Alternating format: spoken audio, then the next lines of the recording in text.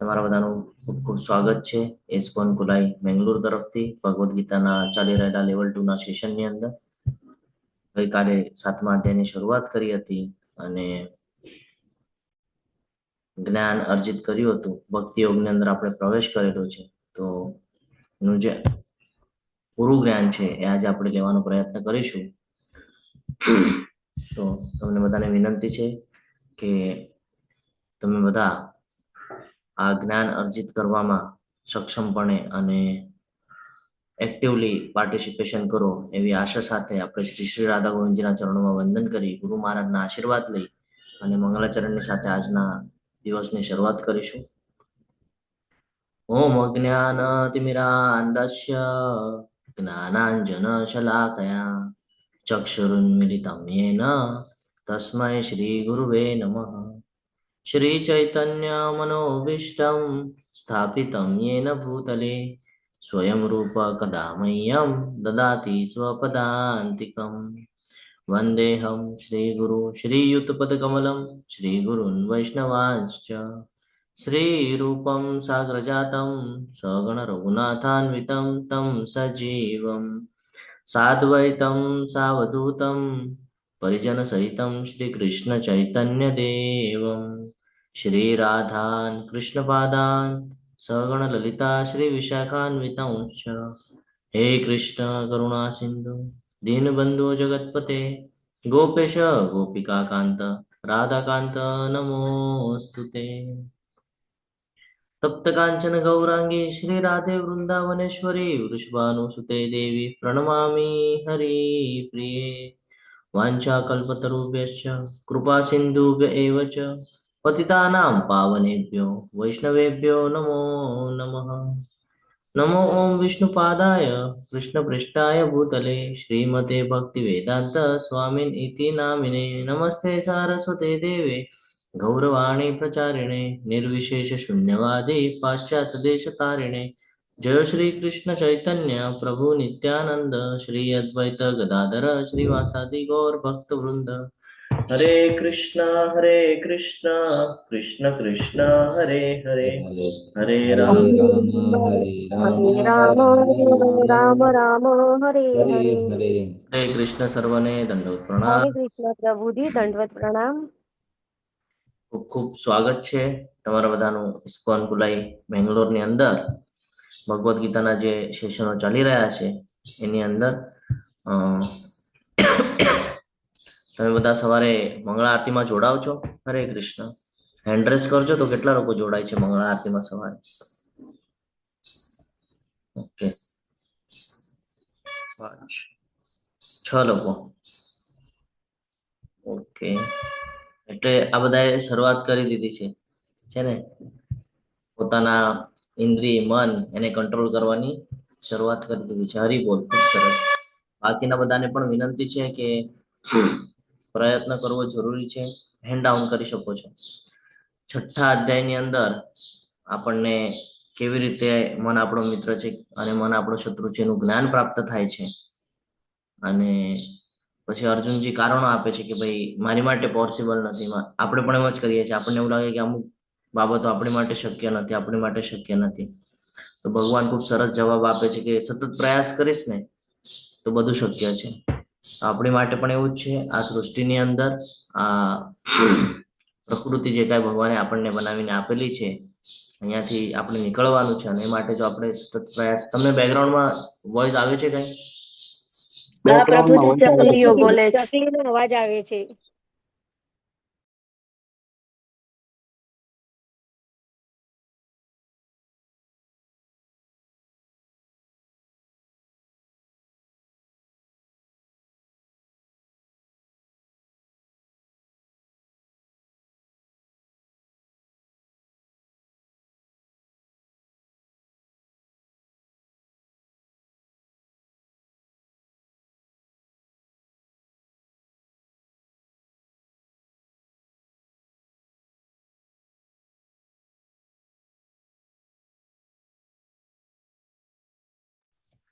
એ આપણે રોજ આપતા હોય ને એટલે એને આશ લાગી જાય એટલે એ આવે પછી આપણી પાસે અવાજ આપે પછી આપણને.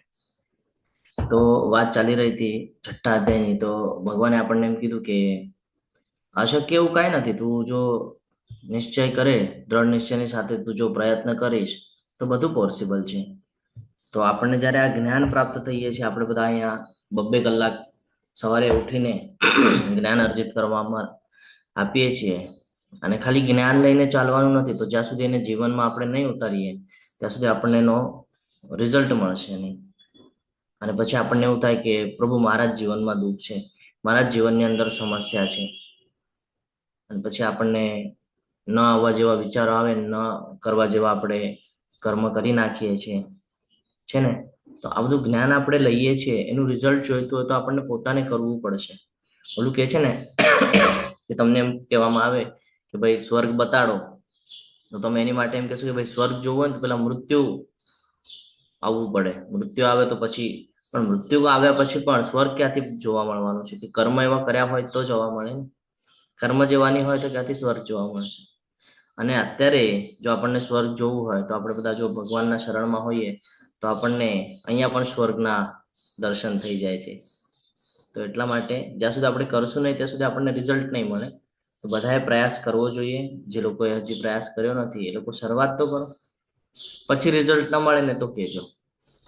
કારણ કે ભક્તિ માર્ગ એ એવો માર્ગ છે, અનુભવના બોલ ઉપર કહી રહ્યો છું હું તમને બધાને, કે ભક્તિ માર્ગ એવો માર્ગ છે કે તમારા જીવનમાં કેવી પણ સમસ્યા આવવા દો, તમને એ સમસ્યાની સાથે લડવાની જે શક્તિ છે એ શક્તિ તમને ત્યાંથી પ્રોવાઈડ થાય છે. અને આપણું જે જીવન છે, બધાના જીવનની અંદર દુઃખ આવે છે. કોઈ વ્યક્તિ એમ ન કહી શકે કે ભાઈ મારા જીવનમાં તો કોઈ દુઃખ નથી. દરેકના જીવનમાં કંઈક ને કંઈક દુઃખ સમસ્યા આવતી હોય છે. તો બસ એનાથી આપણે કેવી રીતે બચવાનું છે એ માટે ખૂબ સરસ એવો માર્ગ આપણી પાસે છે. ફ્રી ઓફ કોસ્ટમાં આપણને જ્ઞાન પ્રાપ્ત થયું છે ભગવદ્ ગીતાનું. તો આપણે એને જીવનમાં ઉતારી અને આપણું જીવન સુધારવાનો પ્રયાસ કરવો જોઈએ.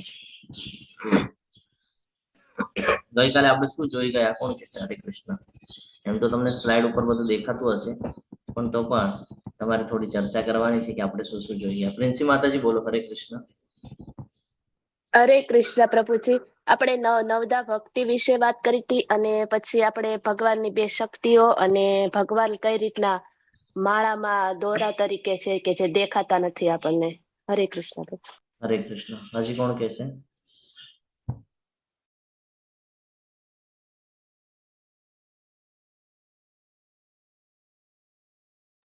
હા, ખુશી માતાજી બોલો. પ્રભુજી, અહીંયા ભગવાન આપણને કહે છે કે આપણને સતત પ્રયત્ન કરીને આપણે ઇન્દ્રિયો પર કંટ્રોલ લાવવું પડશે, નહીં તો આપણે અને પ્રાણીઓમાં કંઈ ફરક નહીં રહેશે. પ્રાણીઓ પણ ખાઈ પીએ છે, સંસારી છે, આપણે પણ ખાઈ પીએ સંસારી છીએ. તો આપણે એમનાથી ભિન્ન થઈ શકશું ત્યારે જ જ્યારે આપણે સતત ઇન્દ્રિયો પર કંટ્રોલ કરીને આપણે કૃષ્ણ ભાવનામૃત પંથે આગળ વધશું. હરે કૃષ્ણ.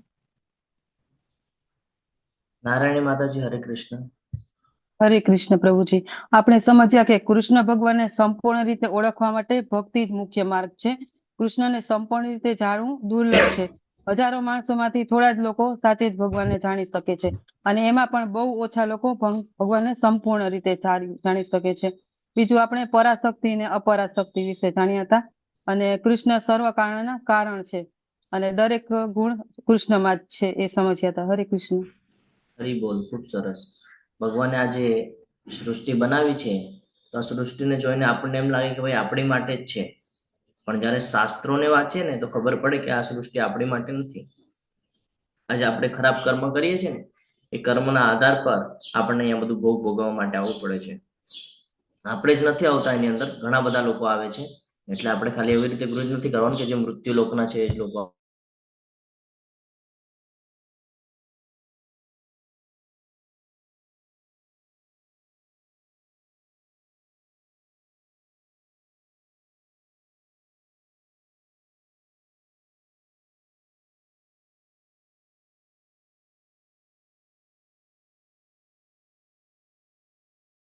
મૃત્યુલોક તો એક સાધન છે કે ત્યાંથી આપણે આપણો ઉદ્ધાર કરી શકીએ છીએ. તમે જો ઓરિએન્ટેશનના ક્લાસ ભર્યા હશે તો એમાં તમને જ્ઞાન પ્રાપ્ત થયું હશે કે જ્યારે ઉચ્ચતર લોકમાંના જે ઋષિઓ છે અથવા તો જે મહાત્માઓ છે, એ લોકો પણ નાની નાની ભૂલ કરતા જેને કહીએ ને આપણે કે પનિશમેન્ટમાં આ મૃત્યુલોકમાં આવવું પડતું, અને પછી ત્યાંથી એને ઉદ્ધાર કરવો પડતો પોતાનો, અને પાછું ઉપરના લોકમાં જવું પડતું. એમાંના ઘણા એવા ઋષિઓ છે, ઘણા એવા મહાત્માઓ છે કે જેમણે આ જ્ઞાન અર્જિત કરી અને સિદ્ધિ પ્રાપ્ત કરી, એટલે કે જન્મ મૃત્યુના ચક્રમાંથી પોતાને બચાવી લીધું.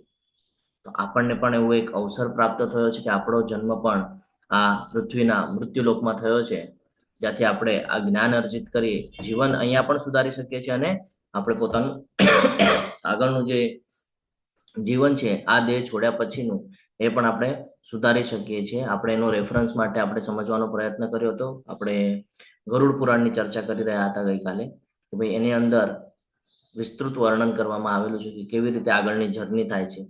આ એટલા માટે જાણવાનું છે કે જો આપણે એ સાંભળશું અથવા તો જાણશું ને તો આપણને ખબર પડશે કે ભક્તિ શું કામ જરૂરી છે જીવનની અંદર. બાકી તો કર્મ આપણે કરીએ જ છીએ, જેનો બંધન આપણને લાગ્યા જ કરે છે ડેલી રૂટીનમાં, બરાબર. પણ ભક્તિ ઇમ્પોર્ટન્ટ શું કામ છે આ મૃત્યુલોકની અંદર, શું કામ જરૂરી છે? અને કલયુગની અંદર શાસ્ત્રમાં વર્ણન છે કે ભાઈ જપ યજ્ઞ કરવો પડશે, ભગવાનનું સ્મરણ કરવું પડશે. ભાગવતમમાં ખૂબ સરસ રીતે કહેવામાં આવેલું છે કે જે જ્યારે ધર્મનું પ્રતીક બળદને જોવામાં આવે છે પૃથ્વી ઉપર, એટલે કે ગાય છે એ પૃથ્વીનું પ્રતીક છે, એના ઉપર ઘણી બધું અત્યાચાર થઈ રહ્યો છે, અને જે બળદ છે એ પગ ઉપર ઊભું છે, ત્યારે કહેવામાં આવે છે કે ભાઈ આટલો બધો અનર્થ થવાનો હોય તો હું આ કલીને અત્યારે જ પૂર્ણ કરી દઉં. ત્યારે એ કહે છે કે મારામાં બધા અવગુણ છે પણ એક ગુણ સારો છે. તો આ જ ગુણ છે. સારો કયો ગુણ છે? તો કે છે મારામાં એક ગુણ સારો છે કે ભગવત પ્રાપ્તિ માટે વધારે પ્રયાસ નહીં કરવો પડે. તમે નામ સ્મરણ, નામ જપ ભગવાનનું કરશો ને તો પણ તમને ભગવત પ્રાપ્તિ થઈ જશે. આટલો મોટો શોર્ટકટ આપણને મળેલો છે આ કલિયુગની અંદર. નહીં તો સતયુગની તમે જો આપણે તુલના કરીએ, સતયુગ છે, ત્રેતા છે, દ્વાપર યુગ છે, આની જો આપણે કમ્પેરિઝન કરશું ને તો આપણને ખબર હશે ઘણી મહેનત કરવી પડતી. આજે અષ્ટાંગ યોગ આપણે છઠ્ઠા અધ્યાયની અંદર જોઈ ગયા. આ અષ્ટાંગ યોગ સતયુગમાં કરવો પડતો. વર્ષોના વર્ષો સુધી, લાખો વર્ષની ઉંમર હોતી, અને એમાં હજારો વર્ષો સુધી તપશ્ચર્યા કરવી પડતી. ત્યારે કદાચ ભગવત પ્રાપ્તિ થાય, કદાચ. આપણે તો અહીંયા ભગવાને આપણને એટલું સિમ્પલ કરીને આપ્યું છે ને કલયુગની અંદર કે ભાઈ જે જ્યાં છે ત્યાંથી જ કર, કાંઈ છોડીને જવાની જરૂર નથી, કાંઈ સંન્યાસ લેવાની જરૂર નથી, કાંઈ ફેમિલીને છોડવાની જરૂર નથી. તું પણ કર અને બીજાને પણ કહે છે ને. 18મા અધ્યાયમાં કહે છે ને કે આનો પ્રચાર કર, મને એ ભક્ત બહુ પ્રિય છે જે આ જ્ઞાનનો પ્રચાર કરે છે. તો આપણને આટલું સિમ્પલ આપ્યું છે તો આપણે એનો લાભ, એ તક સાધી લેવી જોઈએ. તો ભક્તિ બહુ જરૂરી છે. અને ભક્તિની શરૂઆત ક્યાંથી થાય એ પણ આપણે જોઈ ગયા. નવદા ભક્તિ શ્રવણમ, સાંભળવાથી થાય. સવારે જો આપણે જપા સેશનમાં જોડાય તો સૌથી પહેલા શું કાન પર આવે? મંગળા આરતી. મંગળા આરતી એટલે શ્રવણમ, પછી કીર્તનમ, પછી જપા સેશન થાય, માળા થાય. અહીંયાથી શરૂઆત થાય ભક્તિની. અને ધીરે ધીરે ધીરે ધીરે આપણું મન, બુદ્ધિ અને ઇન્દ્રિયો બધી કંટ્રોલમાં આવે, કારણ કે બધી સવારમાં ભગવાનના એમાં લાગેલી હોય. તો ભગવાનને જો આપણે સેન્ટરમાં રાખીને કર્મ કરીએ તો એ બધા કર્મમાં અકર્મ થઈ જાય છે ને, તો દિવ્ય કર્મ થઈ જાય છે. ભગવાન માટે કરેલા કર્મ બધા દિવ્ય થાય છે. તેનું ફળ પણ આપણને શુદ્ધ મળે છે. આપણે જે રોજ કાયિક, વાચિક, માનસિક જે પાપ કરીએ છીએ, તો એક સાઈડ આપણા પાપનો ઘોડો ભરાઈ રહ્યો છે, એની સામે પુણ્ય શું છે? તો કે જીરો.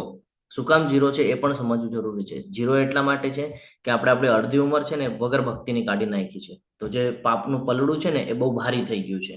હવે જો આપણે એમાં પુણ્ય નહીં કમાઈએ, પુણ્ય નહીં ભરીએ તો આપણું પતન નિશ્ચિત છે. એટલા માટે ભક્તિ જરૂરી છે. અને ભગવાન કહે છે તું ભક્તિ કરીને મારી પાસે આવી શકે છે. ભગવાને આપણને ઘણી બધી ઓપોર્ચ્યુનિટી આપી છે. તો ભગવાનને કેવી રીતે સમજવાનું છે? તો અહીંયા ભગવાન આપણને ખૂબ સરસ રીતે અહીંયા સમજાવે છે. આજના શ્લોકથી શરૂઆત કરીએ. 7.8. હે કુંતીપુત્ર અર્જુન, હું પાણીની અંદર શ્વાસ છું, સૂર્ય તથા ચંદ્રનો પ્રકાશ હું છું, વૈદિક મંત્રોમાં ઓમકાર છું, આકાશમાં શબ્દ તથા મનુષ્યોમાં સામર્થ્ય છું. હવે આપણે કેવી રીતે ડેલી જીવન જે જીવી રહ્યા છે, ઘણા બધા લોકોના એવા પ્રશ્ન હતા કે પ્રભુજી સમજાવો ને કે કેવી રીતે આપણે ભગવાનને સેન્ટરમાં રાખી શકીએ, કેવી રીતે ભગવાનનું સ્મરણ થાય આપણને દરેક બાબતમાં. તો અહીંયાથી આપણને એ સમજવાનું છે, પાણીની અંદર શ્વાસ છું. પાણી અલગ અલગ પ્રકારે આપણે જોઈએ છીએ, એનો ગુણધર્મ એક જ છે, બરાબર. પણ એને આપણે જ્યારે ટેસ્ટમાં લઈએ છીએ તો આપણા જે જીભ છે એની ટેસ્ટની સમજૂતી છે. જ્યારે આપણે કૂવાનું પાણી પીએ છીએ તો અલગ હોય છે, બોરિંગનું પાણી પીએ છીએ તો અલગ હોય છે, નદીનું પાણી પીએ છીએ તો અલગ હોય છે, સમુદ્રનું પાણી પીએ છીએ તો અલગ હોય છે. આમાંથી તમને કયું પાણી વધારે સૂટ થાય? કયું પાણી તમે પીવા માટે લાયક સમજો છો આમાંથી? હરે કૃષ્ણ. છે તો બધું પાણી જ ને. સમુદ્રમાં પણ પાણી છે, નદીમાં પણ પાણી છે, અ, પછી કૂવાની અંદર પણ પાણી છે અને બોરમાં પણ પાણી જ આવે છે. પણ પીવા યોગ્ય કયું છે આમાંથી? નદીનું પાણી છે ને, એનો જે ટેસ્ટ છે એનો ટેસ્ટ અલગ હોય છે. સમુદ્રનું પાણી આપણે પીએ છીએ કે નથી પીતા? કેમ? કારણ કે એમાં ક્ષાર હોય છે. ક્ષાર એટલે શું? મીઠું વધારે હોય છે, એમાં ખારાશ આવી જાય છે. એવી જ રીતે કૂવાનું જ્યારે પાણી પીએ છીએ તેમાં એટલું બધું ટેસ્ટ હોતો નથી. કૂવાનું પાણી નોર્મલ હોય, જે આપણે રેગ્યુલર પાણી પીએ એ પાણી અને કૂવાના પાણીમાં જો આપણે તુલના કરીએ તો ઘણો બધો આપણને તફાવત જોવા મળે છે. જ્યારે કે બોરિંગના પાણીના અંદર પણ ક્ષાર વધારે જોવા મળે છે, જે જમીનના અંદરથી પાણી આવે છે. કૂવાનું પાણી પણ જમીનના અંદરથી આવે છે, પણ તો પણ કૂવાના પાણીનો ટેસ્ટ અને બોરના પાણીનો ટેસ્ટ બંને ડિફરન્સ હોય છે. આ બધામાંથી આપણે પ્રેફર કયું કરીએ છીએ? તો કે ભાઈ નદીનું પાણી છે એ વધારે ફાવે છે ને. કૂવાનું ને આપણે શક્ય તો ટાળીએ છીએ, પીતા નથી આપણે.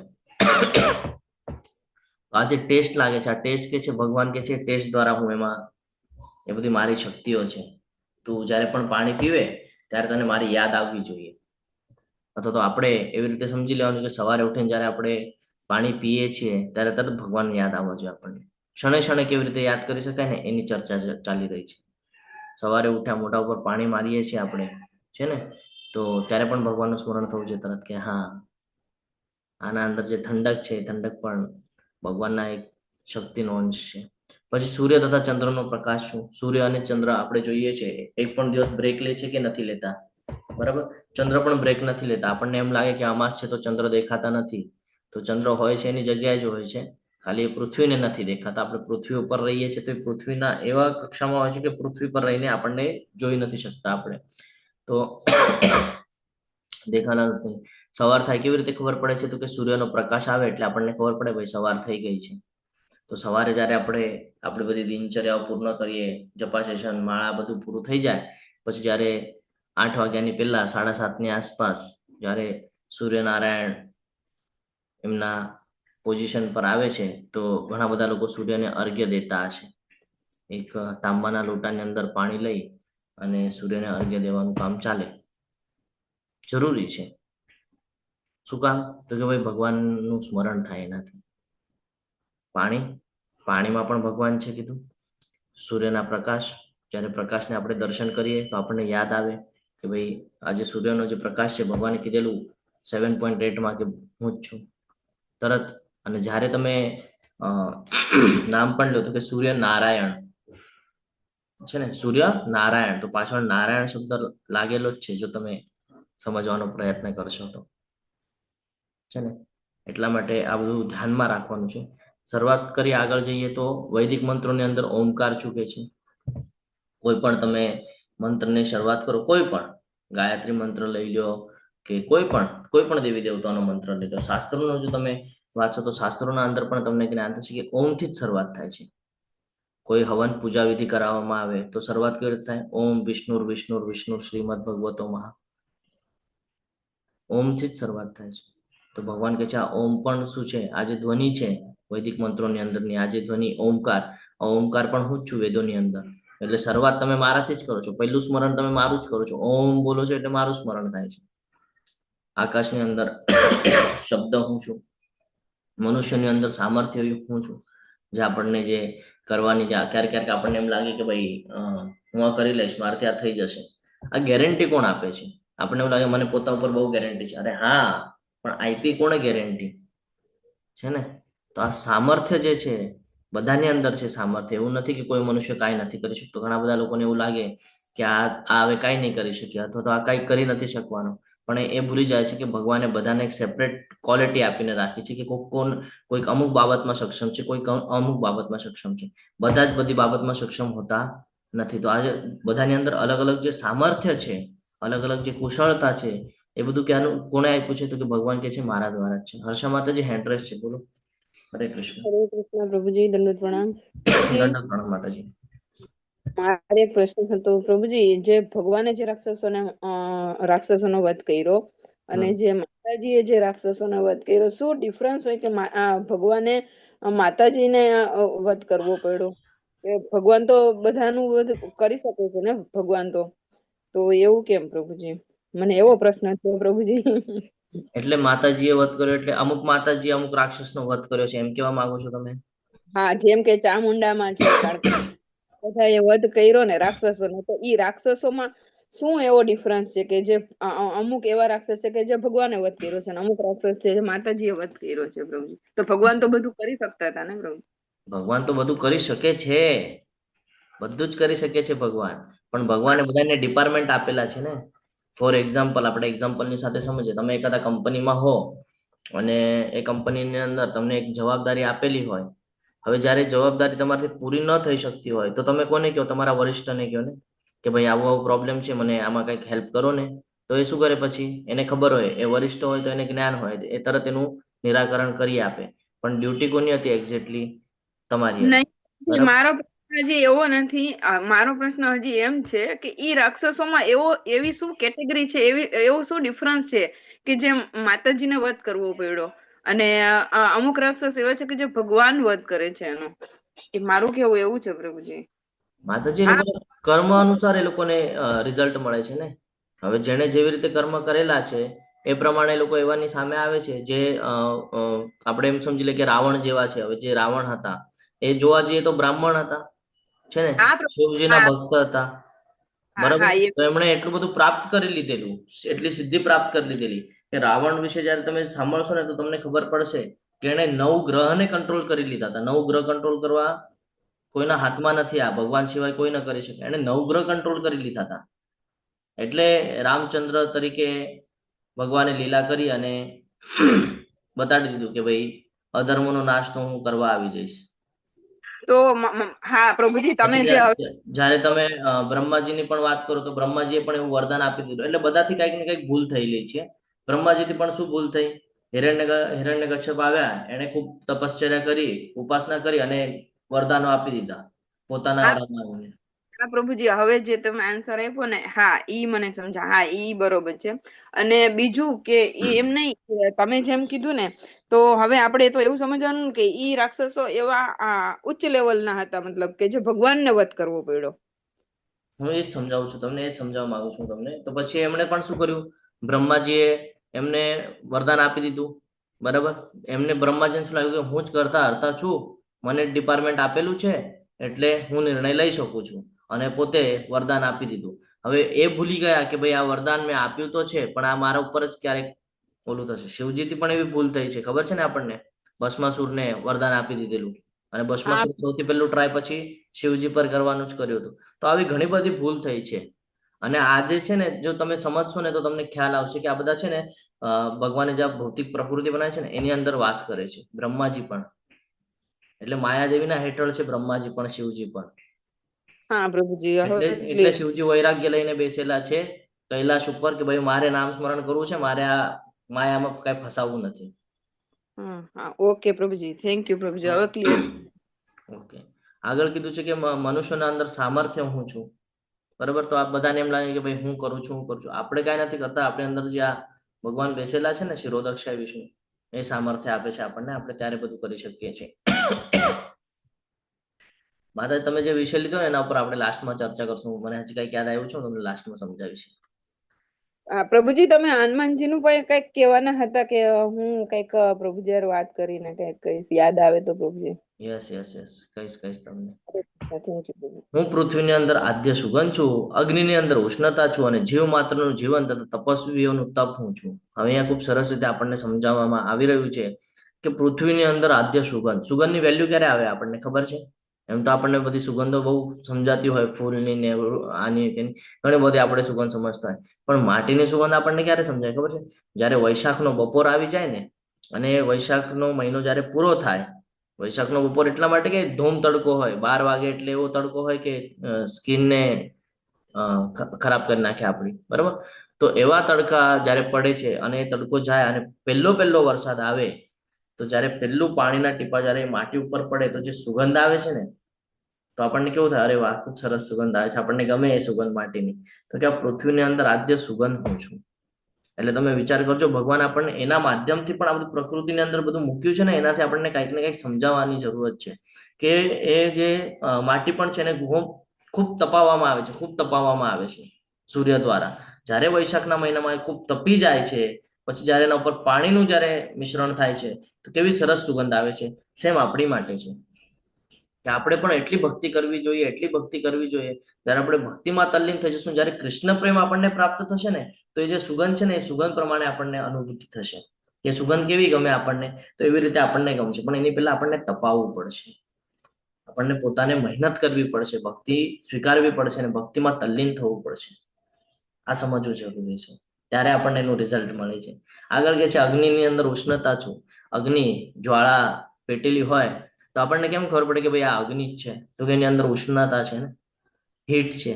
આપણે ઠંડીના દિવસોમાં શું કરીએ? સૂર્યની રાહ જોતા હોઈએ, ક્યારે સૂર્યનારાયણ આવે, ક્યારે આવે. કેમ? તો કે ભાઈ તાપણું થોડું શરીરને મેન્ટેન કરવા માટે થોડું તડકામાં બેસવું જરૂરી છે ને. તો આ ઉષ્ણતા કે છે એ પણ હું જ આપું છું. એટલે સવારે તમને જ્યારે અનુભૂતિ થાય, રાતના તમે તાપણા કરો તો તમને તરત યાદ આવવું જોઈએ કે ભાઈ ભગવાન. જીવ માત્રનું જીવન, આપણે જે જીવન વ્યતીત કરી રહ્યા છે દરેક જણ, આ શું છે? કોના બેસ પર છે? આપણને ખબર છે આપણું અંતિમ સમય ક્યારે છે? નથી ખબર. તો આ જીવન જીવવાની જે આપણી રીત છે, તો આ જે જીવન આપણે જીવી રહ્યા છે, આ શેના બેસ પર જીવી રહ્યા છે? ભગવાન કહે છે આ પણ હું જીવન જીવવાવું છું. તો અહીંયા પણ ભગવાન છે. અને તપસ્વીઓનું તપ છું. તપસ્વી એટલે શું? કે ઘણા બધા લોકો મનનું તપ કરે છે, વાણીનું તપ કરે છે ને, શરીરનું તપ કરે છે. અત્યારે તમે બધા શરીરનું તપ કરી રહ્યા છો. કેમ? તો કે તમે અત્યારે અહીંયા બેસીને જ્ઞાન અર્જિત કરો છો. તપ એટલે શું? જે ભગવાન સાથે સંકળાવીને જે કરવામાં આવે છે બધું તપમાં આવે. બરાબર? બધું છે ને, ભોક્તારમ યજ્ઞ તપસ્યા સર્વ લોકો મહેશ્વરમ. જે કાંઈ પણ તપસ્વીઓ છે બધાનું તપ પણ હું છું, ભગવાને કીધેલું છે આનાથી પહેલા 5મા અધ્યાયમાં. અત્યારે ફરીથી યાદ અપાવે છે કે જે કાંઈ પણ તપસ્વીઓ છે, જે કાંઈ પણ તપ કરે છે, જે મારી સાથે રિલેટેડ છે, એ જે કાંઈ પણ તપ છે એ બધું પણ હું જ છું, કે છે ભગવાન. અહીંયા ખૂબ સરસ રીતે આપણને જ્ઞાન આપી રહ્યા છે. આગળ કે છે હે પૃથાપુત્ર, જાણી લે કે હું જ સર્વ જીવોનો આદિ બીજ છું. શું કે છે? આદિ બીજ. જ્યારે તમે મૂળ શોધતા શોધતા જાઓ તો તમને ખબર પડે કે શરૂઆત ક્યાંથી છે? ભગવાન શ્રી કૃષ્ણ, પછી તો કે પુરુષ અવતાર છે ને, 3 વિષ્ણુ, અને પછી બ્રહ્માજી પછી શિવજી આપણે જોઈએ છે, પછી તો કે દેવી, એના દ્રષ્ટિપાત થાય. બરાબર? એટલે સમગ્ર એની અંદર જે જીવ છે એ બધા જીવ માયાદેવીના પ્રભાવમાં આવી એક યોનિમાંથી બીજા યોનિમાં, બીજા યોનિમાંથી પેલા યોનિમાં ટ્રાન્સફર થયા કરે. આ બધું ભાગવતમમાં આપેલું છે. તો કે આ બધાને જ્યારે તું જાણવાનો પ્રયાસ કરીશ ને, તો આ બધાનો બીજ પણ હું જ છું. આની શરૂઆત પણ મારાથી જ થઈ છે.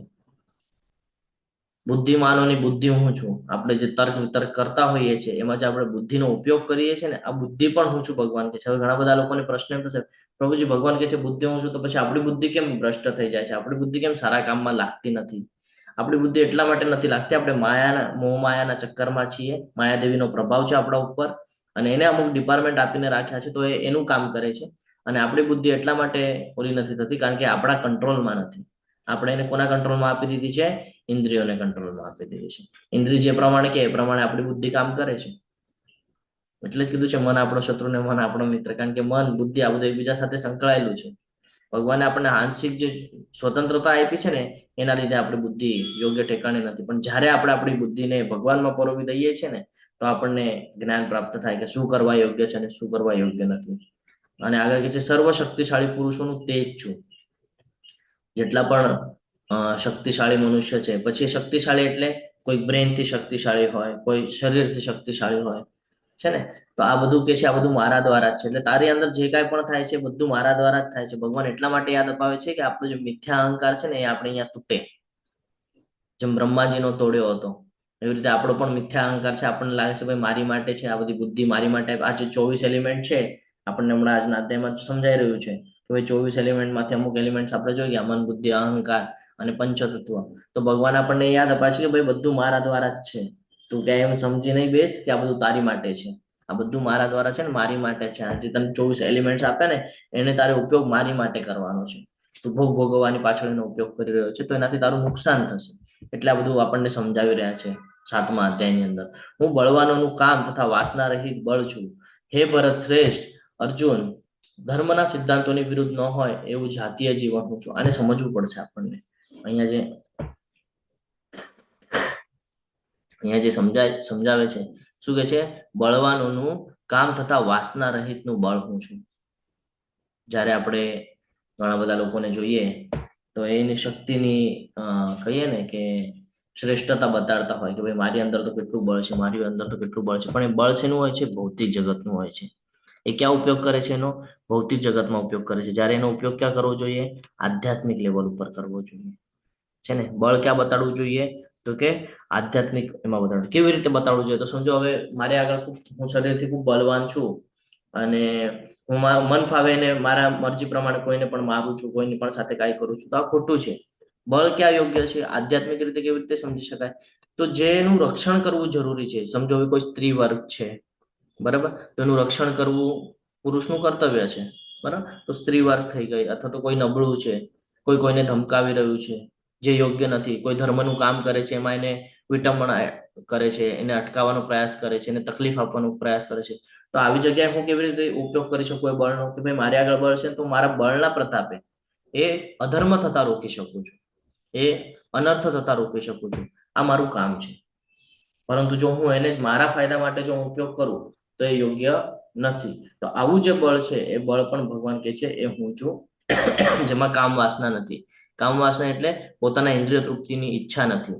તો એ બળની વાત કરે છે. આગળ કે છે કે ધર્મના વિરુદ્ધ ન હોય એવું જાતીય જીવન હું છું. આપણે જે જીવન જીવી રહ્યા છીએ, આ બધું આપણે કેવું જીવન જીવી રહ્યા છે? ભોગ વિલાસ વાળું જીવન જીવી રહ્યા છે. તો ભગવાન એ જ સમજાય છે. કયું જીવનની વાત કરું છું હું?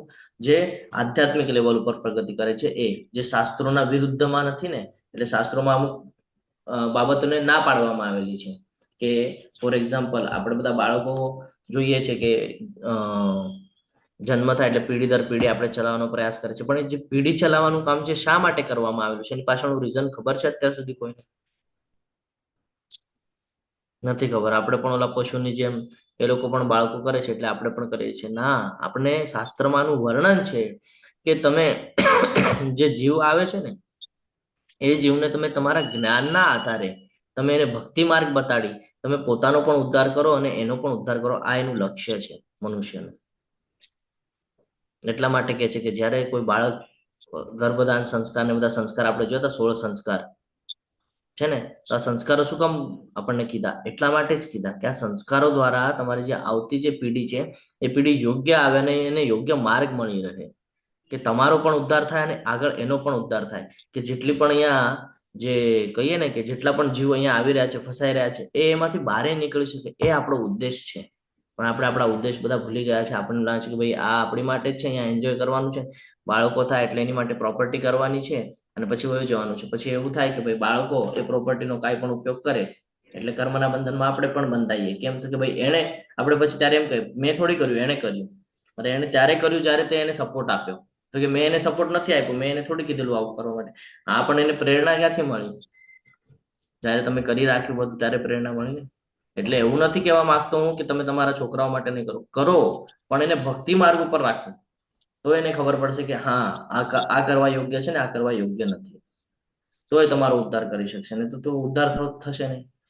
ભાગવતમાં ક્લિયર કટ વર્ણન આવે છે કે જે જીવ ભગવત ભક્તિમાં લાગેલો હોય ને એનો ઉદ્ધાર નિશ્ચિત છે. બાકી આપણે કેટલો પણ પ્રયત્ન કરી લેશું, આપણે કહીશું કે ભાઈ હું નથી લાગતો પણ હું મારા બાળકને લગાડી દઉં ભક્તિ માર્ગ ઉપર ને હું કહું ભાઈ મારે નથી, તો આપણા કર્મના સિદ્ધાંત પણ આપણે યાદ રાખવાના છે. એવું નથી કે ખાલી ભક્તિ કરાવશું એની આગળ તો આપણો ઉદ્ધાર થઈ જશે. આપણને આપણા કર્મ ભોગવવા પડશે ને પછી આપણો ઉદ્ધાર થશે. તો આ સમજવાનું છે, આ જ સમજવાનું છે. આ જે ધાગા દોરા છે ને આ જ સમજવાના છે કે ભગવાન આપણને શું કહી રહ્યા છે. કે પોતાનો ઉદ્ધાર કરવા માટે પોતાને પ્રયત્ન કરવો પડશે. બીજાના ભરોસે રહેશું તો પોતાનો ઉદ્ધાર નહીં થાય. આપણને એવું થાય કે ભાઈ મારા બાળકને હું કન્ટિન્યુઅસ ભક્તિ કરાવીશ તો મારો ઉદ્ધાર માટે મારે પણ પ્રયત્નશીલ રહેવું પડશે. જ્યારે આપણને ભૂખ લાગે છે તો આપણા બાળકો ખાઈ લે તો આપણું પેટ ભરાય? આપણને ખાવું જ પડે ને. તો એવી રીતે છે આ પોતાનો ઉદ્ધાર કરવા માટે પોતાને પણ પ્રયત્નશીલ રહેવું પડશે. એટલા માટે અહીંયા કહે છે કે જે ધર્મના વિરુદ્ધ ન હોય એવું જાતીય જીવન છું. તો ધર્મના અંદર આપણને શાસ્ત્રના અંદર કહેવામાં આવેલું છે કે આ જે જીવન છે એ કેવી રીતે જીવવાનું છે, આગળની પેઢી છે કેવી રીતે કામ કરશે એની માટેનું જ્ઞાન આપણને શાસ્ત્રમાં આપવામાં આવેલું છે. તું જાણી લે કે સર્વભાવ, પછી સત્વગુણી હોય, રજોગુણી હોય કે તમોગુણી હોય, આ બધા જ મારી શક્તિ દ્વારા પ્રગટ થયેલા છે. આ માયાદેવી છે, ભગવાનને કોઈ અસર નથી કરતું આ માયાદેવી, કારણ માયાદેવી ભગવાન દ્વારા નિર્માણ થયું છે છે ને. અને આ બધું આપણા માટે છે. એમાં તમામ દેવી દેવતાઓ, ઋષિ, ગંધર્વ બધા આવી જાય છે, કારણ કે બધા 14 લોકની અંદર વાસ કરે છે. દેવી દેવતાઓને પણ એક લોક આપવામાં આવેલું છે, જેને દેવલોક તરીકે આપણે ઉલ્લેખ કરીએ છીએ. એ લોકોનું પણ સેપરેટ એક લોક છે. એ લોકો પણ આ સત્વગુણ, રજોગુણ અને તમોગુણની અંદર જ આવે છે. આપણે ઘણા સમયે જોઈએ છે કે એ લોકો પણ ક્રોધિત આપણને દેખાય છે. આપણે સિરિયલમાં અને એમાં બધામાં જોયું હશે કે આપણને ક્રોધિત થતા દેખાય છે. તો આ ક્રોધ કોને આવે છે? જે આ ગુણોની અંદર આવે છે ને, એ બધાને ક્રોધ આવે છે. આ ક્રોધથી એ લોકો બચી શકતા નથી. આપણે ઉદાહરણ તરીકે દુર્વાસા ઋષિનું નામ લઈ શકીએ છીએ, કે આપણને બધાને ખબર છે ક્રોધમાં સૌથી પાવરફુલ કોઈ હોય તો દુર્વાસા. બોલે ને તરત ક્રોધ આવી જાય. થોડું એના મનના વિરુદ્ધમાં ગયા કે ક્રોધ, તરત શ્રાપ દઈ દેવું, જાણે નહીં, વિચારે નહીં, પૂછે નહીં, કાંઈ નહીં, સીધું શ્રાપ દઈને આગળ.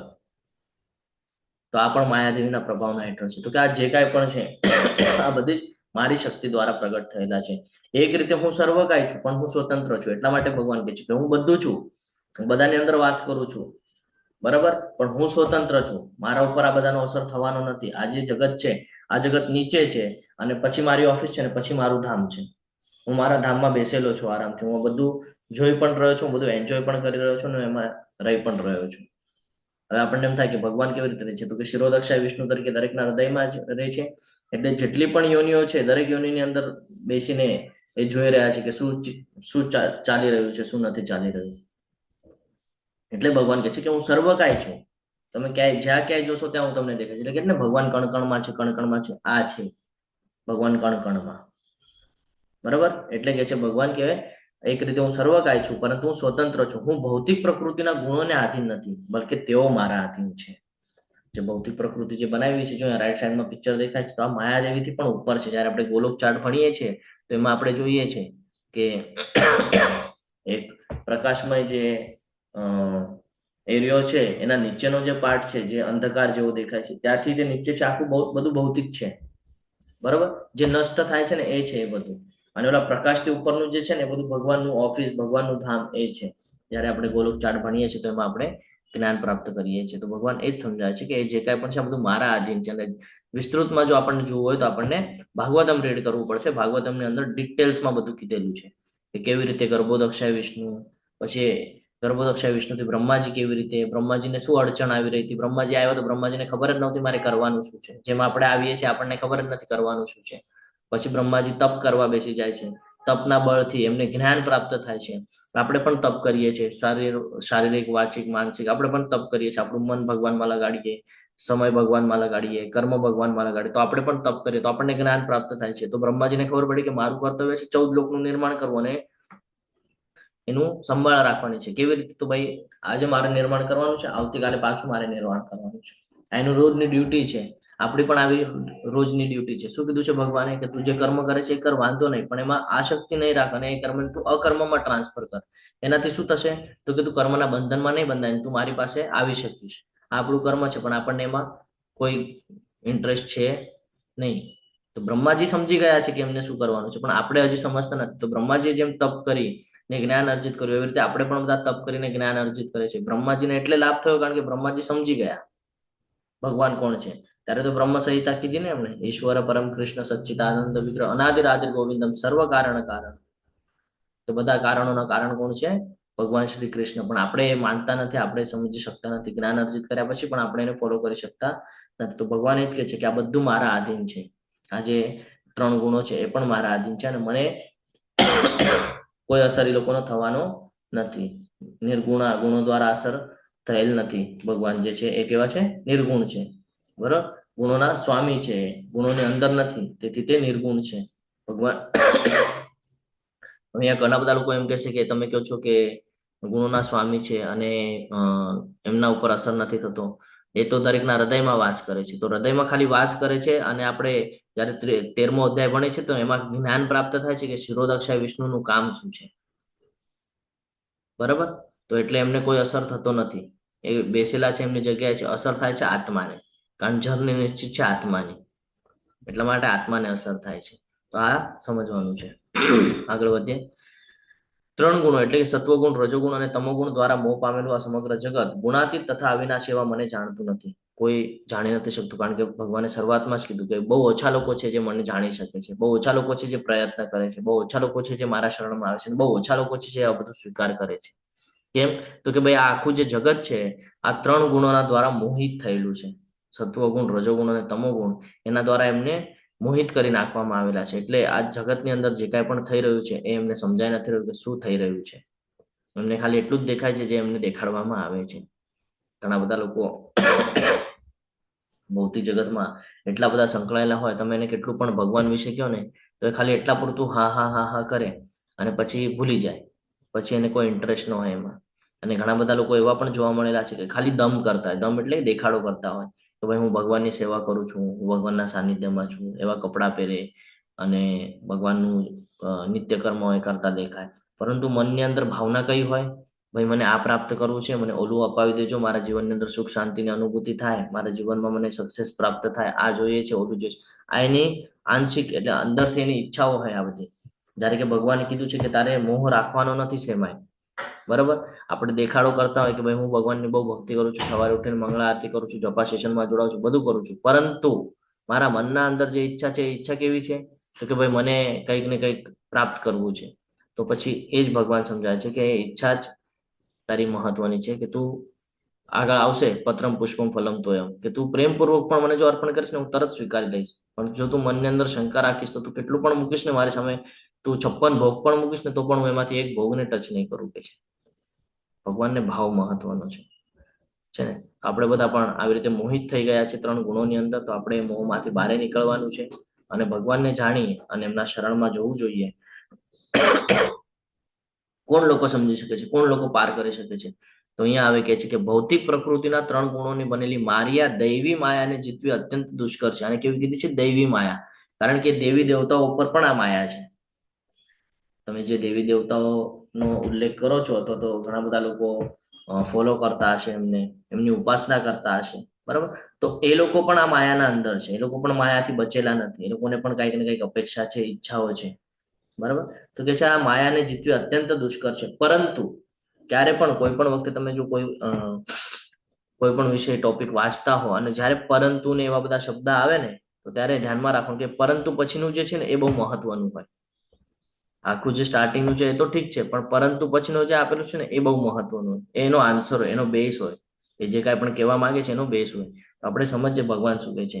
ભૌતિક પ્રકૃતિના 3 ગુણોની બનેલી મારિયા દૈવી માયાને જીતવી અત્યંત દુષ્કર છે, પરંતુ જેઓ મને શરણાગત થાય છે તેઓ તેને સરળતાથી પાર કરી જાય છે.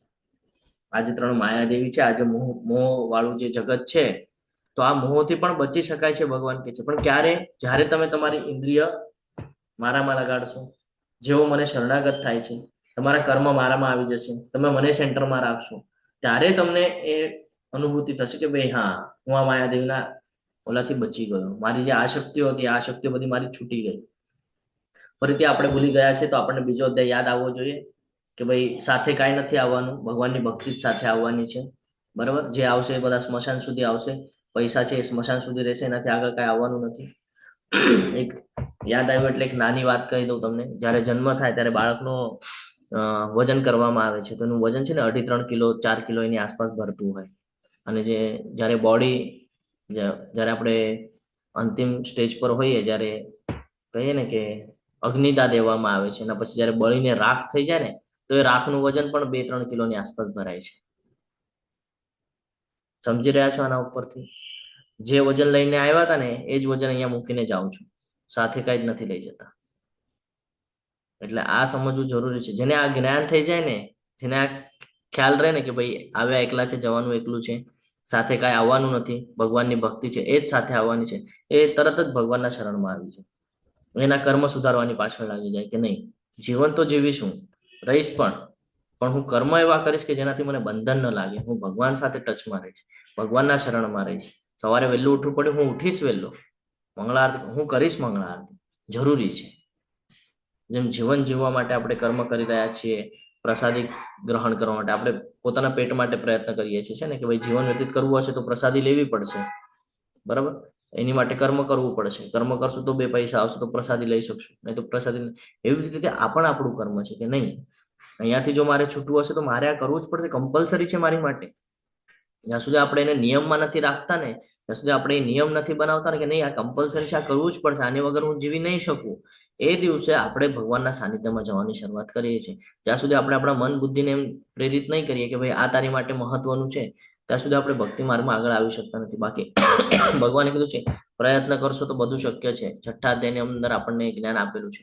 કૃષ્ણ સમજાવે છે કે કેવી રીતે ગુણોથી મુક્ત થવું, માયાના ચુંગલમાંથી કેવી રીતે આપણે બંધાયેલા છે તો એમાંથી બહાર નીકળી શકીએ. તો કે નિત્યબદ્ધ એટલે શાશ્વત રીતે બંધાયેલા છે. આપણે દૂર કરવું ખૂબ મુશ્કેલ છે, કારણ કે સર્વોચ્ચ ભગવાન દ્વારા નિયંત્રિત છે. દૈવી ઉર્જા જે છે એટલે કે દૈવી ઈચ્છા શક્તિ દ્વારા દૈવી જોડાણ અને હલનચલનને કારણે ભૌતિક ઉર્જાને કહેવામાં આવે છે. શું કહેવામાં આવે છે? કે આ જે ઉર્જા છે એ દેવી જે કહીએ ને આપણે કે દેવી દેવતા પણ એની ઈચ્છા ધરાવે છે. બરાબર? તેમની જે ઈચ્છા છે એ ઈચ્છાને કારણે આપણે બધા જે જીવ છે એ હલનચલન કરે છે. જે ઋષિ મુનિઓ છે એના ઉપર પણ પ્રભાવ નાખે છે, દેવી દેવતાઓ છે એના ઉપર પણ પ્રભાવ નાખે છે, જેમ મૃત્યુલોકની અંદર આપણા જેવા જે જીવ છે એના ઉપર પણ પ્રભાવ નાખે છે. સમજી રહ્યા છો તમે? આ જે માયાદેવી છે એનું કામ જ એ છે કે આ લોકોને અટકાવી રાખવા. જો એ અટકાવવાનું કામ છોડી દે, એનું નિત્યકર્મ જો બંધ કરી દે, તો આપણે બધા શું કરશું? કાં તો આપણે એકદમ પતન, એકદમ નીચેના યોનિમાં બધા વયા જશું, એકદમ કહીએ ને કે નરક લોકની અંદર, કાં તો ભગવાનની ભક્તિ કરશો અને સીધા ગોલોક વૃંદાવન. આ બે જ પોસિબિલિટી થાય. પણ એનું કામ છે કે આજે બ્રહ્માજી 14 લોક બનાવ્યા છે ને, આ 14 લોક બધા ખાનાઓ બેલેન્સ થાય. 14 લોકને આપણે એમ સમજીએ કે એક 14 ખાનાનું એક ડિપાર્ટમેન્ટ બનાવવામાં આવેલું છે. દરેક ખાનાની અંદર અમુક અમુક વસ્તુઓ મૂકેલી છે. તો ઘડીકમાં એ વસ્તુ ઉપાડીને ચોથા ખાનામાંથી ત્રીજા ખાનામાં, ઉપરથી નીચે, નીચેથી આ જે સતત કરવાનું કામ છે ને, આ માયાદેવીનું કામ છે. બ્રહ્માજીનું કામ નથી. બ્રહ્માજીનું કામ છે ખાલી 14 લોક નિર્માણ કરીને આપવાના છે. અને 84 લાખ યોનિઓ આપી દીધેલી છે, જેમાંથી 4 લાખ યોનિ ખાલી મનુષ્યની છે. હવે આપણને એમ થાય કે અહીંયા તો પુરુષ અને સ્ત્રી જ જોવા મળે છે ને, તો 4 લાખ યોનિ કઈ? તો આજે અલગ અલગ 14 લોક છે ને, આ 14 લોકની અંદર અલગ અલગ સિસ્ટમ આપવામાં આવેલી છે. અહીંયા આપણું શરીર પંચતત્વનું છે, ઉપરના લોકમાં અલગ છે, એના ઉપરના અલગ છે, અને જ્યારે ભગવાનના ધામમાં જે છે ને તો ત્યાં અલગ છે. તો આવી રીતે અલગ અલગ યોનિઓ બનાવીને આપવામાં આવેલી છે આપણને. તો આ સમજવું પડશે આપણને. અને આ બધું શેના ઉપરથી થાય છે? તો કે આ જે માયાદેવી છે ને, આ માયાદેવીના પ્રભાવ દ્વારા થાય છે. અહીંયા એક ખૂબ સરસ રીતે ઉદાહરણ આપેલું છે કે દોરડા તરીકે ગુણો. આ જે ગુણો છે આપણને બાંધે છે. આ સાંકળી છે, આપણને બાંધે છે. લેવલ 1 ની અંદર આપણે એને ચર્ચા કરેલી છે કે કેવી રીતે બાંધે છે અને કેવી રીતે આપણને ફસાવે છે. ફક્ત કૃષ્ણ અથવા તેના સચ્ચાઈના પ્રતિનિધિ જ કોઈને બચાવી શકે છે. કોણ બચાવી શકે છે? જે ભગવાનનો ભક્ત હોય અથવા તો જે ભગવાનના શરણમાં હોય એ જ બચી શકે છે. કેવી રીતે? તો કે ભક્તિ સેવા કરીને. ભક્તિ સેવા વ્યક્તિને મુક્ત કરવામાં મદદ કરી શકે છે. કૃષ્ણ જીવંત અસ્તિત્વ પ્રત્યેના પૈતૃક સ્નેહથી તેની શક્તિઓને શરતી આત્માને મુક્ત કરવાનો આદેશ આપી શકે છે. કોણ કરી શકે છે? તો કે ભગવાન દ્વારા થઈ શકે છે. બાકી પોસિબલ નથી. કેમ ભગવાન દ્વારા? તો કે ભગવાન આ જે કાંઈ પણ સૃષ્ટિનું સર્જન છે ભગવાન દ્વારા કરવામાં આવેલું છે. તો એના અંદર જે કાંઈ પણ આવે છે એના ઉપર કંટ્રોલ ભગવાનનો છે. આપણને એવું લાગે દેવી દેવતા ખાલી ડિપાર્ટમેન્ટ છે. એટલે કંપનીના માલિક તરીકે આપણે જોઈએ તો કંપનીના જે સીઈઓ છે, માલિક છે, એ ભગવાન છે. બાકી નીચે બધા જે ડિપાર્ટમેન્ટ વેચીને આપેલા છે, કોઈક HR છે, કોઈક કાંઈક છે, કોઈક સેલ્સ મેનેજર છે, એ પ્રમાણે. બરાબર? તો એ પ્રમાણે ડિપાર્ટમેન્ટ આપેલા છે, પરંતુ કંટ્રોલ કોનો છે? તો કે ભગવાનનો છે. તો એવી જ રીતે અહીંયા પણ કંટ્રોલ કોનો છે? બધા ઉપર ભગવાનનો છે. તો માયાદેવીથી બચવી હોય તો ભગવાનના શરણમાં જવું પડશે, તો માયાદેવીથી આપણે બચી શકશું. નહીં તો એ આપણને બાંધીને જ રાખશે. બરાબર છે? માયાના માલિક છે ભગવાન કૃષ્ણ, એ આપણે અહીંયા જોયું. આગળ વધીએ તો અહીંયા ખૂબ સરસ રીતે હવે આપણને સમજાવશે કે કોણ કોણ લોકો મૂર્ખ છે, કોણ કોણ લોકો ભગવાનને સમજી નથી શકતા. એનું હવે અહીંયા જ્ઞાન પ્રાપ્ત થશે. જે મનુષ્ય તદ્દન મૂર્ખ છે. મૂર્ખ એટલે કોણ? તો જેને જ્ઞાન છે ઓલરેડી, આ બધું શાસ્ત્રનું નોલેજ છે, અને તે પછી પણ એ માની નથી રહ્યો, એ પછી પણ એ માયાના એમાં ફસાયેલો છે, તો એવાને આપણે મૂર્ખ કહીશું. જો મનુષ્યમાં અધમ છે, જેમનું જ્ઞાન માયા વડે હરાઈ ગયું છે, અને જેઓ અસુરોની નાસ્તિક પ્રવૃત્તિ ધરાવનારા છે ને, એવા દુષ્ટો મારું શરણ ગ્રહણ કરી શકતા નથી. ખૂબ સરસ રીતે અહીંયા આપણને સમજાવવામાં આવેલું છે કે અહીંયા દુષ્કૃતિનો મૂઢા કોને કહેવાય? મૂર્ખો કોને કહેવાય? કોણ કહેશે? હરે કૃષ્ણ. મૂર્ખ એને કહેવાય કે જે આ જન્મ અહીંયા લીધો છે અને પશુ જેવું જીવન વ્યતીત કરે છે, કન્ટિન્યુઅસ પશુની જેમ. એ પણ ખાય છે, આપણે પણ ખાય છે, એ પણ સૂવે છે, આપણે પણ સૂએ છીએ, બાળકો કરે છે, આપણે બાળકો કરીએ છીએ, અને સતત મહેનત કર્યા કરે. સતત કહીએ ને આપણે કે જે કાંઈ કર્મ કરે છે એનો લાભ પણ પોતાને જ લેવો હોય. ભાઈ મારી માટે. તો આને કીધું છે મૂર્ખ. શું કામ મૂર્ખ કીધું છે? કે આવા લોકોને જ્ઞાન જ નથી. શું કરવાનું છે. જ્ઞાન આપે છે તો એ પણ સ્વીકારવું નથી. એને લાગે છે ભાઈ આ સૃષ્ટિ મારા ભોગ માટે જ છે, મારા ફાયદા માટે જ છે, આને તો હું ભોગવીશ. તો આવા જે લોકો છે આને મૂર્ખ કીધા છે. પછી આગળ વધીએ તો નરાધમ એટલે અધમ. અધમ કોને કહેવાય? હરે કૃષ્ણ.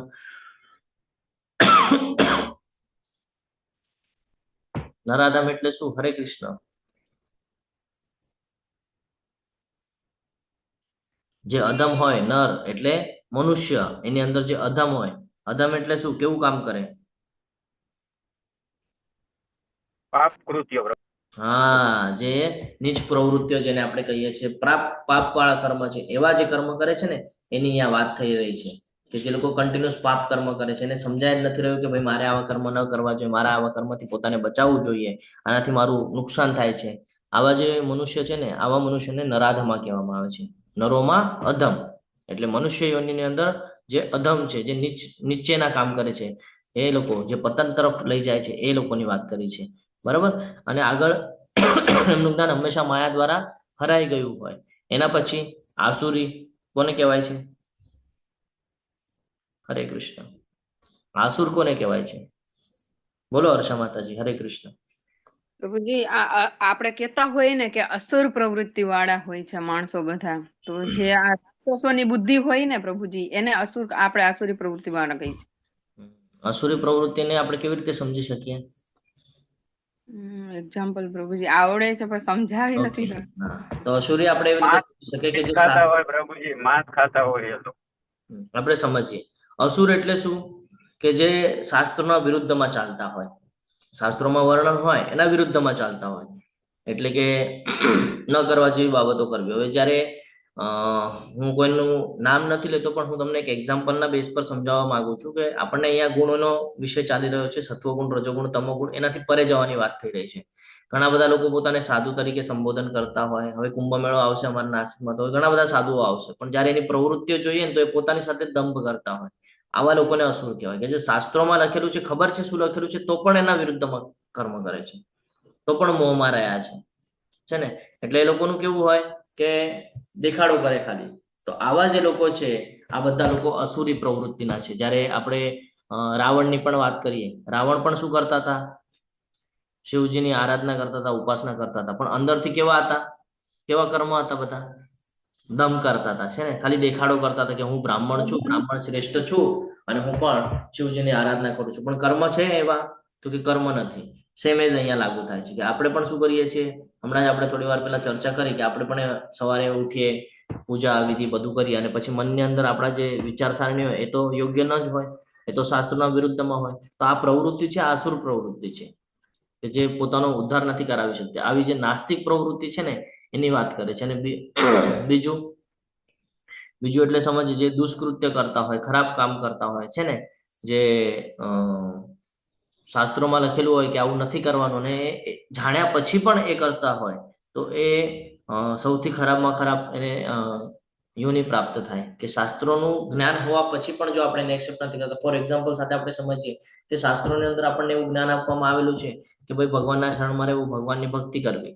હવે એક સાઈડ મને આ જ્ઞાન પ્રાપ્ત થયું છે, એ પછી પણ જો હું ભક્તિ નથી કરતો, એનો અર્થ શું? કે હું મારું પતન કરી રહ્યો છું, હું નાસ્તિક પ્રવૃત્તિનો છું. નાસ્તિક કોને કહેવાય? કે જેણે જોયું, સમજવાનો પ્રયત્ન કર્યો, એને ખ્યાલ આવી રહ્યો છે કે હા આ સત્યતા છે, હા આનું, અને આ જે લખેલું છે શાસ્ત્ર, એને હું મારું જીવન મેચ કરું છું, તો લગભગ બધું મેચ થઈ રહ્યું છે કે હા મારા જીવનની અંદર આ બધું ઘટના ઘટિત થઈ રહી છે, આનાથી મારે બચવાનું છે, એનું મને અહીંયા જ્ઞાન પણ પ્રાપ્ત થયું છે. એ જાણ્યા પછી પણ જો હું એને એક્સેપ્ટ ન કરું ને, તો એ નાસ્તિક પ્રવૃત્તિમાં આવે. જેને ખબર નથી એનો તો વિષય જ નથી આવતો, એ નાસ્તિક નથી, કારણ એને જ્ઞાન જ નથી. પરંતુ જેને જ્ઞાન પ્રાપ્ત થઈ ગયું છે, તે પશ્ચાત પણ એને એક્સેપ્ટ નથી કરી શકતા, તો એની વાત થાય છે. અને આવા લોકો કોઈ દિવસે ભગવાનનું શરણ ગ્રહણ કરી શકતા નથી. તમે એને કેટલું પણ સમજાવી લેશો તો એ કોઈ દિવસે ભગવાનનું શરણ ગ્રહણ કરી શકે નહીં. સખત મહેનત કરતા, એટલે ગધેડા, અહીંયા ગધેડાનો એક ઉલ્લેખ આપ્યો છે કે ગધેડાને શું હોય? કામ કરતો હોય, પણ કોની માટે કરે છે એ ખબર નથી. જરા કેવું ઘાસ ખાવા મળે એટલે થઈ ગયું, વાત પૂરું. અને પછી એના માલિકના ડરથી એ કામ કરે. આપણે પણ આવી રીતે મૂઢાની જેમ કામ કરીએ છીએ. શું કરીએ છીએ? પૈસા પ્રોપર્ટી. શેની માટે કરીએ છીએ? સાથે આવવાનું છે કઈ નથી આવતું, તો આ મૂર્ખ છે આપણે, મૂઢા. એટલે અહીંયા ઉદાહરણ આપ્યા છે નરાધમ, માનવ જાતમાં સૌથી નીચું નીચ કર્મ કરવું. પછી તો કે ભાઈ માયા દ્વારા ચોરાયેલું જ્ઞાન. જે લોકો માયાની અંદર હોય એ લોકો કોઈ દિવસે સમજી ન શકે કે કેવી રીતે શાસ્ત્રોમાં લખેલું છે એ પ્રમાણે ચાલવાનું છે. અને અસુરીમ એટલે ભગવાન પ્રત્યે ઈર્ષા રાખે, નાસ્તિક, જેને આપણે રાવણ, રાક્ષસ જેવા તરીકે સંબોધન કરીએ છીએ, એ બધા લોકો આવે છે. જો અહીંયા એક્ઝામ્પલ પણ આપેલા છે આપણને. જગાઈ મદાઈનું એક્ઝામ્પલ છે, ગધેડાનું એક્ઝામ્પલ છે ને. હવે 4 લોકો ભગવાનના શરણમાં જાય. 4 લોકો એવા કીધા જે ભગવાનના શરણે નથી જતા, અને 4 લોકો એવા છે હવે જે ભગવાનના શરણે જાય છે. હા ખુશી માતાજી બોલો. હરે કૃષ્ણ. હરે કૃષ્ણ પ્રભુજી, દંડવત પ્રણામ. પ્રભુજી, આપણને પેલું બતાવવાનું હતું, નામ ચેન્જ કરવાનું 9 વાગે. યસ યસ, એક 2 મિનિટનો આપણે ખાલી અહીંયા બ્રેક લઈએ છીએ. અહીંયા એક મહત્વની સૂચના છે અને આપણા બધા માટે ખૂબ મહત્વનું છે. વિક્રમી કૃષ્ણ પ્રભુ, હરે કૃષ્ણ. અવેલેબલ છો પ્રભુજી? હરે કૃષ્ણ પ્રભુજી. હા પ્રભુજી, અવેલેબલ છો તમે? હા પ્રભુજી. કીધું અવેલેબલ છો. પ્રસાદી ગ્રહણ કરો છો તો પછી હા બોલો બોલો. પાસેથી કરાવીએ આપણે, વાંધો નહીં. ના ના. ઓકે પ્રભુજી, 2 મિનિટમાં ખાલી માહિતી આપી દેજો ને. ઓવર ટુ યુ પ્રભુજી. હરે કૃષ્ણ. એટલે હરે કૃષ્ણ. એટલે આપણે જે મંગલ આરતીમાં ને બધે જોઈન થઈએ છીએ ને, તો એમાં આપણે આગળ GU જે લખવાનું છે, તો આપણી અટેન્ડન્સ આવી જાય એમ. તો એ લખવા માટે આપણે મોબાઈલમાં તમે હોય તો તમારા પ્રોફાઇલમાં જવાનું. પ્રોફાઇલમાં જઈને એમાં ક્લિક કરો એટલે તમારું એક પ્રોફાઇલ ખુલી જાય મોબાઈલમાં. પછી એના ઉપર પ્રોફાઇલ પર ક્લિક કરવાનું. પ્રોફાઇલ પર ક્લિક કરીએ એટલે એમાં તમારું ડિસ્પ્લે નેમ આવે. તો એ ડિસ્પ્લે નેમના અંદર GU જે પહેલા લખો, પછી તમારું નામ લખો, તો એ પરમાનન્ટ સેવ થઈ જાય. નહીં તો તમે અટેન્ડ કરો ને પછી તમે મેન્યુઅલી લખો ને તો એ ફરી પાછું એમ જ પાછી લીવ કરી દો ને પછી પાછા જોઈન થાવ ને તો પાછું સેમ ને સેમ આવે. એટલે તમારે ઝૂમ એપમાં જવાનું. એના માટે વિડીયો બી છે, અમે ગ્રુપમાં શેર કરી દઈશું. માતાજીએ વિડીયો બનાવ્યો છે, તો ઝૂમ એપમાં જઈને તમે ઇઝી કરી શકો છો પ્રભુ. હરે કૃષ્ણ. કે આમ બહુ નામ છે ને, જેમ કે આઈફોન નામ છે, તો એ બધું ચેન્જ કરી શકો છો તમે. તમારું નામ લખો તો અમે જાણી બી શકીએ, અને મંગળ આરતીમાં અને જપા સેશનમાં આવો તો તમારું એટેન્ડન્સ બી લેવામાં આવે. હરે કૃષ્ણ. અને ગોર નિતાઈ ચેલેન્જમાં તો બહુ ઇમ્પોર્ટન્ટ છે. તો તમારું નામ તો જે તમે નામ છે એ જ નામ રાખો, તો તમારી અટેન્ડન્સ થાય. અને પછી તમે સારું કરો તો તમારે સર્ટિફિકેટ બી આવે. એના માટે બહુ કમ્પલસરી છે. હરે કૃષ્ણ. અમને વિડીયો મોકલી દઈશું ગ્રુપમાં. પ્રભુજી જોવે તો એકવાર બતાડી દેશો એમને કેવી રીતે કરવાનું છે? સ્ક્રીન શેર કરવાનું.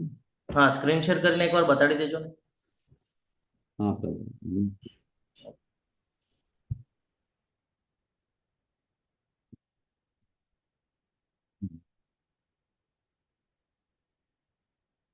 સ્ક્રીન જોવાય છે મારું?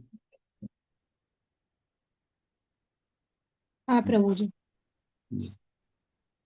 અમે તો કમ્પ્યુટરમાં બતાવી દઈશું. એટલે આ ઝૂમ એપ છે ને, ઓપન કરીને મોબાઈલમાં થોડું ઈઝી હોય છે, આમાં થોડું હશે. આ પ્રોફાઇલ છે મારું, જોવાય છે? એના ઉપર ક્લિક કરીએ એટલે પ્રભુજી, રાધા ગોવિંદા જે દેખાય છે. સ્ક્રીન નથી જોવાતી મારે. હા, રાધા ગોવિંદા જ દેખાય છે સ્ક્રીનમાં. રાધા ગોવિંદા છે. એક હા. સેકન્ડ હું ચેન્જ કરું. ફરીથી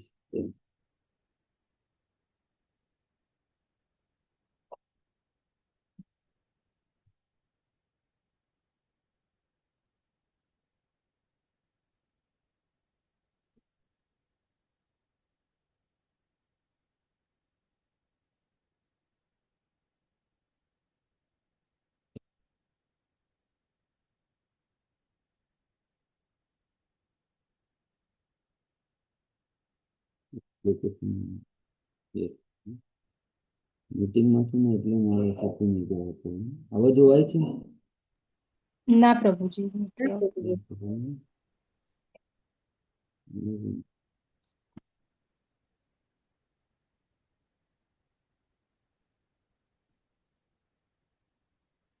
હજી નથી જોવાતી. આવી ગઈ ના પ્રભુજી. આવ્યું પ્રભુજી. એ ઝૂમ એપ નું જોવાય છે? ઝૂમ નથી, તમારું વોટ્સએપ છે અને સાઈડમાં, હા સાઈડમાં છે. આવા જોવાય છે ને? ના પ્રભુજી, એનું એ જ છે સ્ક્રીન પર. અંતિમ પ્રાર્થના હવે ચેન્જ કરવું. ના હોય તો પેલો પ્રભુજી વિડીયો છે એ જ. વિડીયો એક મિનિટ, આ ઝૂમમાં એટલે લોગિન છે ને મીટિંગ છે એટલે સેમ ઝૂમ મૂકી શકું. ઓકે પ્રભુજી, જોઈએ તો છે ને તમે સ્ક્રીન ઓલી કરી રાખજો, આપણે લાસ્ટમાં લઈએ જોઈએ તો. ઓકે હા, તો મોબાઈલમાં જ કરીને બતાવું, મોબાઈલ જ ઓન બતાવું. ઓકે પ્રભુજી, ચાલશે. મોબાઈલને કનેક્ટ કરીને આપણે લાસ્ટમાં જોઈ લઈશું. હરે કૃષ્ણ પ્રભુજી, મોબાઈલથી કરવાનું હોય તો હું બતાવી દઉં, મોબાઈલથી સ્ક્રીન શેર કરી. યસ માતાજી, બતાડી દો ને.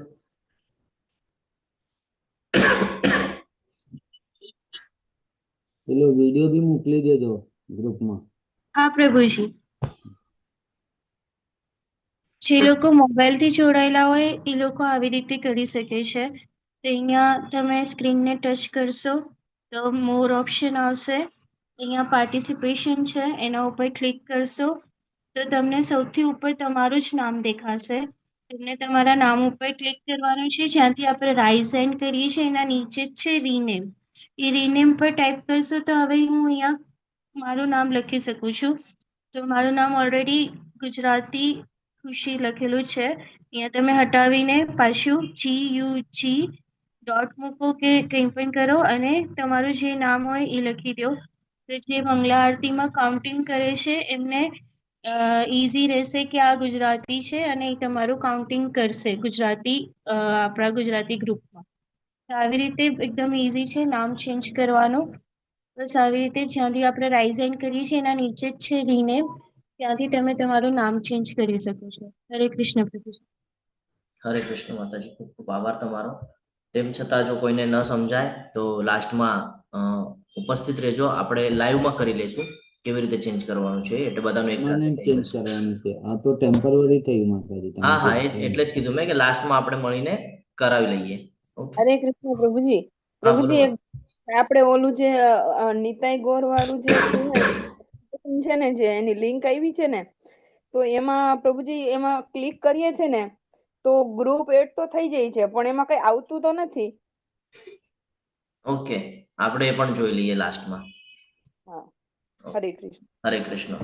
તો આપણે આગળ વધીએ.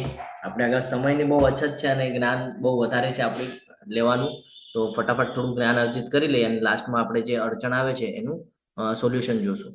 અહીંયા કે છે ચાતુર્વિધા ભજન્તે મામ જનાસુ કૃતિનો અર્જુન આર્તો જિજ્ઞાસુ અથાર્થી જ્ઞાની ચ ભરતર્ષભ. 4 પ્રકારના લોકો જે ભગવાનના શરણે જઈ નથી શકતા, કોઈ દિવસે ભગવાનને સમજી નથી શકતા, અને 4 પ્રકારના લોકો છે જે ભગવાનના શરણમાં જાય છે. તો આ કયા 4 પ્રકારના લોકો છે?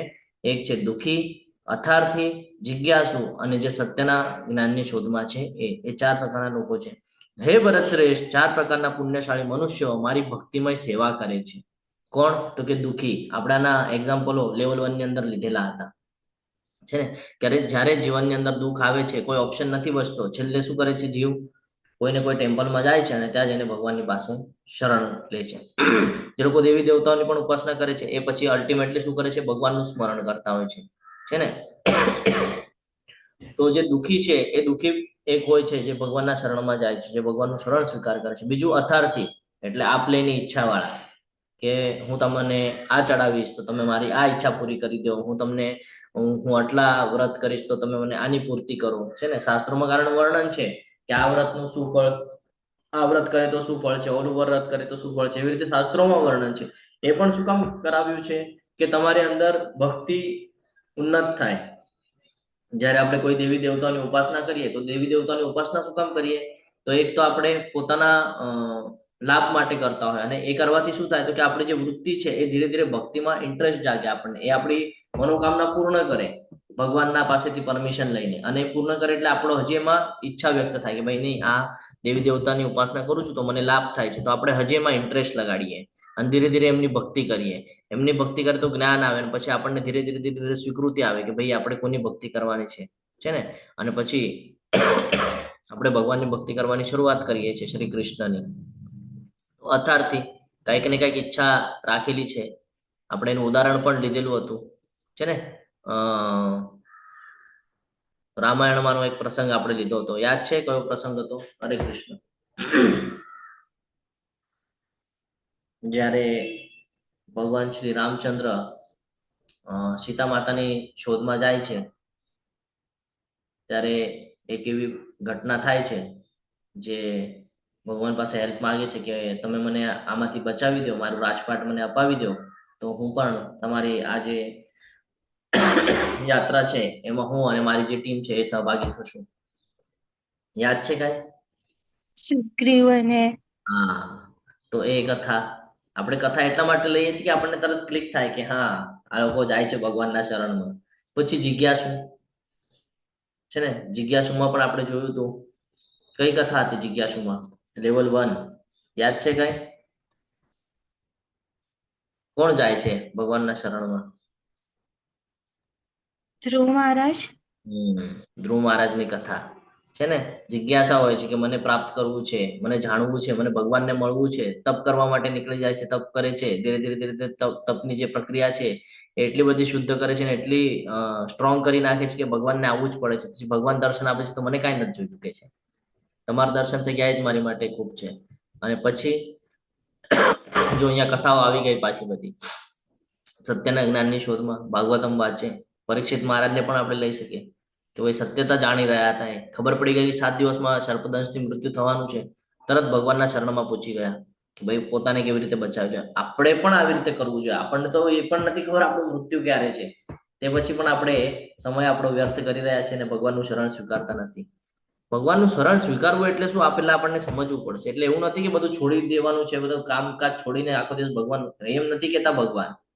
ભગવાન કહે છે તું તારા કામને મારામાં ટ્રાન્સફર કર. તું કામ કર, જે કરે છે એ તું કર, પણ એને તું મારા પ્રતિ ટ્રાન્સફર કરે. તું એમાં આસક્તિ નહીં રાખ, મોહ નહીં રાખ. મોહ રાખીશ તો તું ફસાઈશ. મોહ નહીં રાખ. ભગવાન આ સમજાય છે. અને આજ આપણને ચેન્જ કરવાનું છે. આપણી મન, ઇન્દ્રિયો, બુદ્ધિ છે ને, આ બધું ભૌતિક જગતમાં એટલું બધું લાગી ગયું છે કે આજ આપણે ચેન્જ નથી કરી શકતા. અને આ ચેન્જ નથી થતું ને એટલે આપણને શાંતિ નથી મળતી છે ને. જયારે આ ચેન્જ થઈ જશે ને તો આપણને શાંતિની અનુભૂતિ થશે. તો અહીંયા આપણે ઉદાહરણો લીધા છે. નવદા ભક્તિની આપણે ચર્ચા કરી.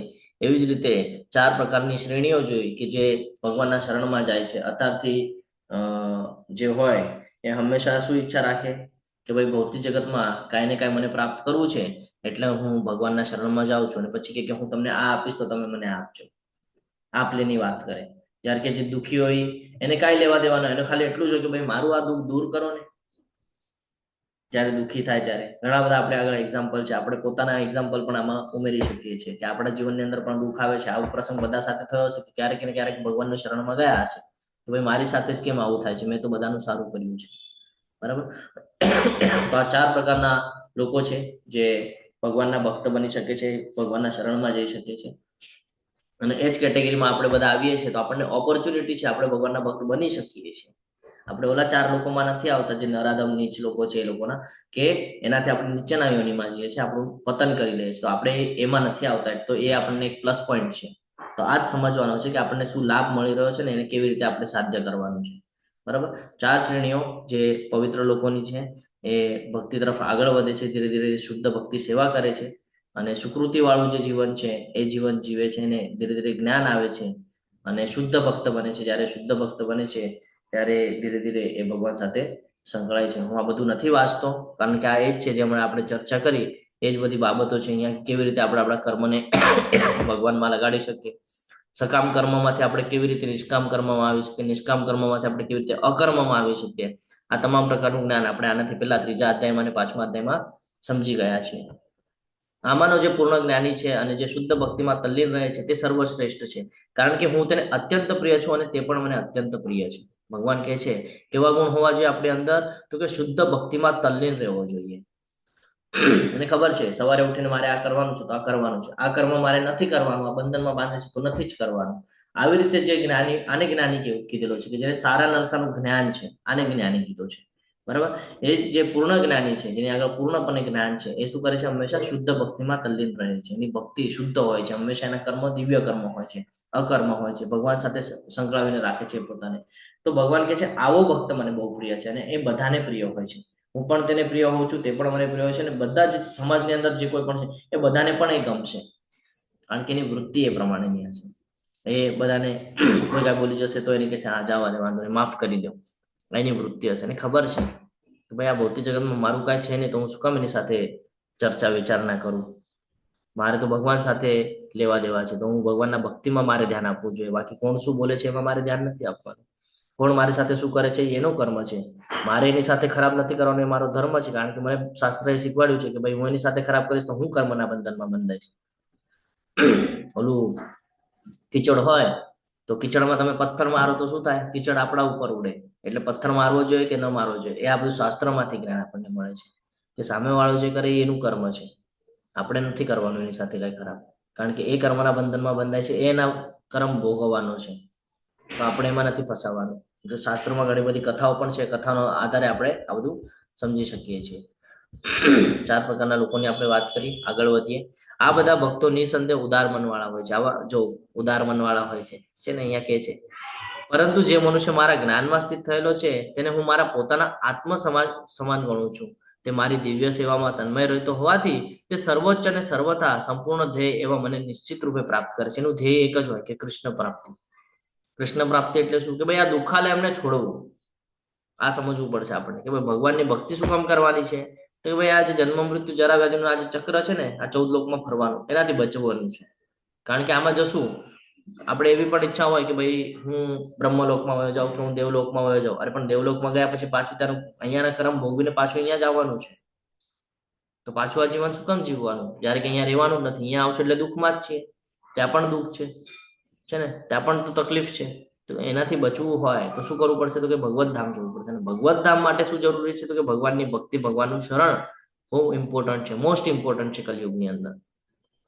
એકવાર તમે બાકીના કર્મ નહીં કરો ને તો ચાલશે, પણ આ કર્મ તમારે કરવું જ પડશે. ભક્તિ તો તમારે કરવી જ પડશે. ભક્તિ કરશો તો ઉદ્ધાર છે, વગર ભક્તિ કાંઈ થવાનું નથી. તો ભગવાન અહીંયા એ જ કહે છે કે જે મારી દિવ્ય સેવામાં તન્મય રહેતો હોવાને લીધે એ સર્વોચ્ચ તથા સર્વદા એનું જે ધ્યેય છે એ સંપૂર્ણ હોય છે. અને જ્યારે એનું ધ્યેય ક્લિયર હોય છે ત્યારે એ નિશ્ચિત રૂપે મને પ્રાપ્ત કરી શકે છે. કેવી રીતે થાય છે? તો અહીંયા જવાબ આપે છે ભગવાન. અનેક જન્મ જન્માંતરો પછી જે મનુષ્યને ખરેખર જ્ઞાન થાય છે તે મને સર્વ કારણોના કારણ જાણી મારા શરણે આવે છે. આવો મહાત્મા અતિ દુર્લભ હોય છે. સ્ટાર્ટિંગમાં પણ ભગવાને કીધું કે કોઈ ભાગ્યે જ કોઈ મને સમજી શકે છે. હવે પછી ભગવાન અહીંયા કહે છે કે ક્યારે એ કેટેગરીમાં આવે છે, ક્યારે આપણને ભગવદ્ ગીતાનું જ્ઞાન પ્રાપ્ત થાય છે? તો કે બહુ નામ જન્મ નામંતી, ઘણા બધા જન્મ લઈ લીધા પછી, જન્મ જન્માંતરો પછી જ્યારે આ જ્ઞાન પ્રાપ્ત થાય છે. આપણે આનાથી પેલા અસંખ્ય એવા જન્મ લીધેલા છે. ત્યાં આપણી ભક્તિ થોડીક ક્યાંક શરૂઆત થઈ હતી અને ભક્તિ જ્યાં સ્ટોપ થઈ હતી ત્યાંથી આગળ આપણને ભક્તિની શરૂઆત થઈ છે. હવે અહીંયા જ્યારે આપણે ભક્તિ સ્ટોપ થઈ જશે, આ દેહ ત્યાગશું ત્યારે, તો એનાથી આગળની ભક્તિ કરાવશે. એટલે શું થશે? ધીરે ધીરે ભક્તિની સ્ટેજ વધતી જશે આપણી, જો આપણી સ્વીકૃતિ રહી તો. અત્યારે આપણે ઈચ્છા વ્યક્ત કરી, આ બધું એકબીજા સાથે સંકળાયેલું છે. આ બધું સમજવું પડશે કે અત્યારે આપણે ભક્તિ કરી અને વચ્ચેથી છોડી દીધી તો કે ભાઈ ઉપરના લોકમાં જવા મળશે, પણ પાછું નીચે આવવું પડશે. પરંતુ જો અનન્ય ભક્તિ કરી તો શું લાભ થશે? તો કે ભાઈ અંતિમ સમયમાં ભગવાનનું સ્મરણ થઈ જશે ને, તો ગોલોક વૃંદાવન. તો આ જન્મ મૃત્યુના ચક્કરમાંથી બચી શકશું. અને નહીં તો જ્યાં આપણી ભક્તિ સ્ટોપ થઈ જશે ત્યાંથી પાછી આગળ ભક્તિ કન્ટિન્યુ કરાવશે ભગવાન. અહીંયા કહી રહ્યા છે કે અનેક જન્મ જન્માંતરો પછી જે મનુષ્યને ખરેખર જ્ઞાન થાય છે તે સર્વ કારણોના કારણ તરીકે મને જાણી મારા શરણે આવે છે. અને આવો મહાત્મા અતિ દુર્લભ હોય છે. કદાચ કોઈ જઈ શકે છે, બધા પ્રયત્ન કરે છે, જઈ શકતા નથી. કેમ નથી જઈ શકતા? કારણ કે પોતાના મન, બુદ્ધિ, ઇન્દ્રિયો ઉપર કંટ્રોલ હોતો નથી અને એને આ બધું ગમતું નથી. કારણ કે માયાદેવીનો પ્રભાવ છે અને માયાદેવીને આ બધું પોસિબલ નથી. માયાદેવી જો તમને છૂટ આપી દે, જેમ ભગવાને આપણને આંશિક સ્વતંત્રતા આપી, માયાદેવી જો સ્વતંત્રતા આપી દે તો આપણે તરત ભગવાનના શરણમાં વયા જશું. એટલે આપણને સ્વતંત્ર નથી રાખતા, કન્ટિન્યુઅસ આપણા ઉપર પ્રભાવ પાડ્યા કરે છે. એટલે તો આપણને આપણા આજુબાજુમાં કોઈ એવા દોસ્તારો મળાવી દે, કોઈ એવું લોકો સાથે આપણને મળાવી દે કે જેનાથી આપણી ઈચ્છા જાગૃત થાય કે ભાઈ હા, મારે પણ આ પૈસા કમાવા છે, મારે પણ પ્રોપર્ટી કરવી છે, મારે પણ આ જોઈએ છે. સમજી રહ્યા છો? એ આપણને એવી રીતે કરે છે. માયાદેવીનો પ્રભાવ એવી રીતે આવે છે આપણા પર. કોક ને કોક આપણને મળી જાય કે આપણે મોબાઈલમાં કંઈક જોતા હોય, અચાનક જ આપણી સામે કોઈ એડવર્ટાઇઝ આવી જાય, અચાનક જ કોઈ રીલ આવી જાય, અચાનક જ કોઈ વિડીયો આવી જાય કે જોઈને આપણને ઇન્ટરેસ્ટ આવે. હા ભાઈ, આ લેવું છે આપણને, હવે આ મોબાઈલ, આ ગાડી, આ તો આવી લેવી જ છે. તરત આપણી ઈચ્છા થાય. આવ્યું ક્યાંથી? તો કે માયાદેવીના પ્રભાવથી. સમજી રહ્યા છો? તો આવો મહાત્મા ખૂબ અતિ દુર્લભ છે કે જે જન્માંતરો પછી આ જ્ઞાનને અર્જિત કરી અને એ માર્ગ ઉપર ચાલે છે. એની માટે ઘણા બધા જન્મ લેવા પડે છે. હવે આપણે વિચાર કરવાનો છે કે આપણે હજી જન્મ લેવા છે કે જન્મ મૃત્યુના ચક્કરમાંથી પોતાને બચાવવાનું છે. ઘણા બધા એવા ઉદાહરણો છે આપણી પાસે કે જેમણે આ જ્ઞાન પ્રાપ્ત કરી અને ભગવાનનું શરણ લીધું અને આમાંથી બચી ગયા. જેમની બુદ્ધિ ભૌતિક ઈચ્છાઓ દ્વારા હરાઈ ગઈ છે તેઓ દેવોના શરણે જાય છે અને તેઓ પોતપોતાના સ્વભાવ પ્રમાણે પૂજાના વિશિષ્ટ વિધિ વિધાનોને અનુસરે છે. અહીંયા કહે છે કે ઘણા બધા લોકો એવા છે જે શું કરે છે, ભૌતિક ઈચ્છાઓ દ્વારા, આ ભૌતિક જગતની અંદર આપણી ઘણી બધી ઈચ્છાઓ હોય છે, કામ, વાસના, ભોગ, લોભ, મોહ, માયા, મદ મત્સર, આ બધાના આધીન થઈને આપણે શું કરીએ છીએ, દેવોના શરણે જઈએ છીએ કે ભાઈ હું આ દેવી દેવતાઓની ઉપાસના કરીશ. શું કામ? તો મને આની પ્રાપ્તિ કરવી છે ને. જેવી રીતે જ્ઞાન આપણને અર્જિત કરવું હોય તો આપણે સરસ્વતીને, ગણેશજીની ઉપાસના કરીએ. શું કામ? તો ભાઈ ગણેશજી અને સરસ્વતીજી આપણને જ્ઞાન અર્જિત કરાવે. બરાબર. શક્તિ જોઈતી હોય તો શું કરીએ આપણે, કોઈક ને કોઈક દેવીની ઉપાસના કરીએ. અને જે પુરુષ વર્ગ હોય એ હનુમાનજીની ઉપાસના કરે. કેમ? તો કે એમની આગળ અષ્ટસિદ્ધિ છે, એમની આગળ ખૂબ શક્તિ છે, એટલે આપણે એમની ઉપાસના કરીએ. તો આવી રીતે અલગ અલગ ઈચ્છાઓ દ્વારા આપણે અલગ અલગ દેવી દેવતાઓની ઉપાસના કરે છે, દેવી દેવતાઓના શરણે જાય છે. શું કામ? તો કે આપણા પોતપોતાના સ્વભાવના પ્રમાણે, આપણા જે પ્રમાણેના સ્વભાવ હોય, જે પ્રમાણે આપણી ઈચ્છા શક્તિ હોય, એ ઈચ્છા શક્તિ અનુસાર આપણે અલગ અલગ પ્રકારે પૂજા અને વિધિ વિધાનો કરતા હોય છે. જેમ શાસ્ત્રોમાં આપણને કીધેલું છે. આ બધા વિધિ વિધાનો શું કામ કરવાના છે, આ યજ્ઞ ચક્રમાં આપેલું છે, એટલે હું ફરીથી ચર્ચા નથી કરતો કે આપણે દેવી દેવતાઓની ઉપાસના શું કામ કરતા હોઈએ છીએ. બરાબર. આગળ વધીએ તો જીવ માત્રના હૃદયમાં પરમાત્મા રૂપે વિદ્યમાન છું. દરેક જીવના હૃદયમાં વિદ્યમાન છે. કોણ? પરમાત્મા રૂપે. કોઈ મનુષ્ય જ્યારે કોઈ દેવી દેવતાની પૂજા કરવા ઈચ્છે છે ત્યારે હું તરત જ તેને શ્રદ્ધાને સ્થિર કરું છું. શું કામ? કે જેથી મનુષ્ય તે વિશિષ્ટ દેવની આરાધના કરી શકે. આ પણ ભગવાનની ઈચ્છાથી થાય છે, આપણા ઈચ્છાથી થતું નથી. અહીંયા ભગવાન ક્લિયર કરે છે. હું એને ભક્તિ મળે ને, એ ભક્તિ મળવાના કારણે હું એને ઈચ્છા વ્યક્ત કરાવું છું કે હા ઠીક છે કર. અને જે તારી પૂર્તિ થાય છે, આપણને એમ લાગે કે આપણે કોઈ દેવી દેવતાની ઉપાસના કરીને આપણને તરત એનું ફળ મળી ગયું, તો કે ફળ મારા દ્વારા અપાવું છું, કારણ કે હું ફળ આપીશ તો તું એમાં ઇન્ટરેસ્ટ લઈશ. આપણને કોઈ વ્યક્તિ ક્યારે ગમે? જ્યારે આપણા મનનું કરે ને તો આપણને ગમે કે હા નહીં, મારા મનનું કરે છે, મારા મનનું કરે છે, ત્યારે ગમે. આપણી સ્વાભાવિકતા છે કે આ આપણું કહીએ ને દિનચર્યાનું એક સિસ્ટમ છે આ, કે ભાઈ આપણને એ જ ગમે જે આપણું સાંભળે. જે આપણું ન સાંભળે ને આપણે હંમેશા એના વિરોધમાં આવીએ કે ભાઈ આ સાંભળતો નથી, આપણને આનાથી કઈ લેવા દેવાનું, આનાથી લેવા દે છે, આ આપણું બધું સાંભળે છે.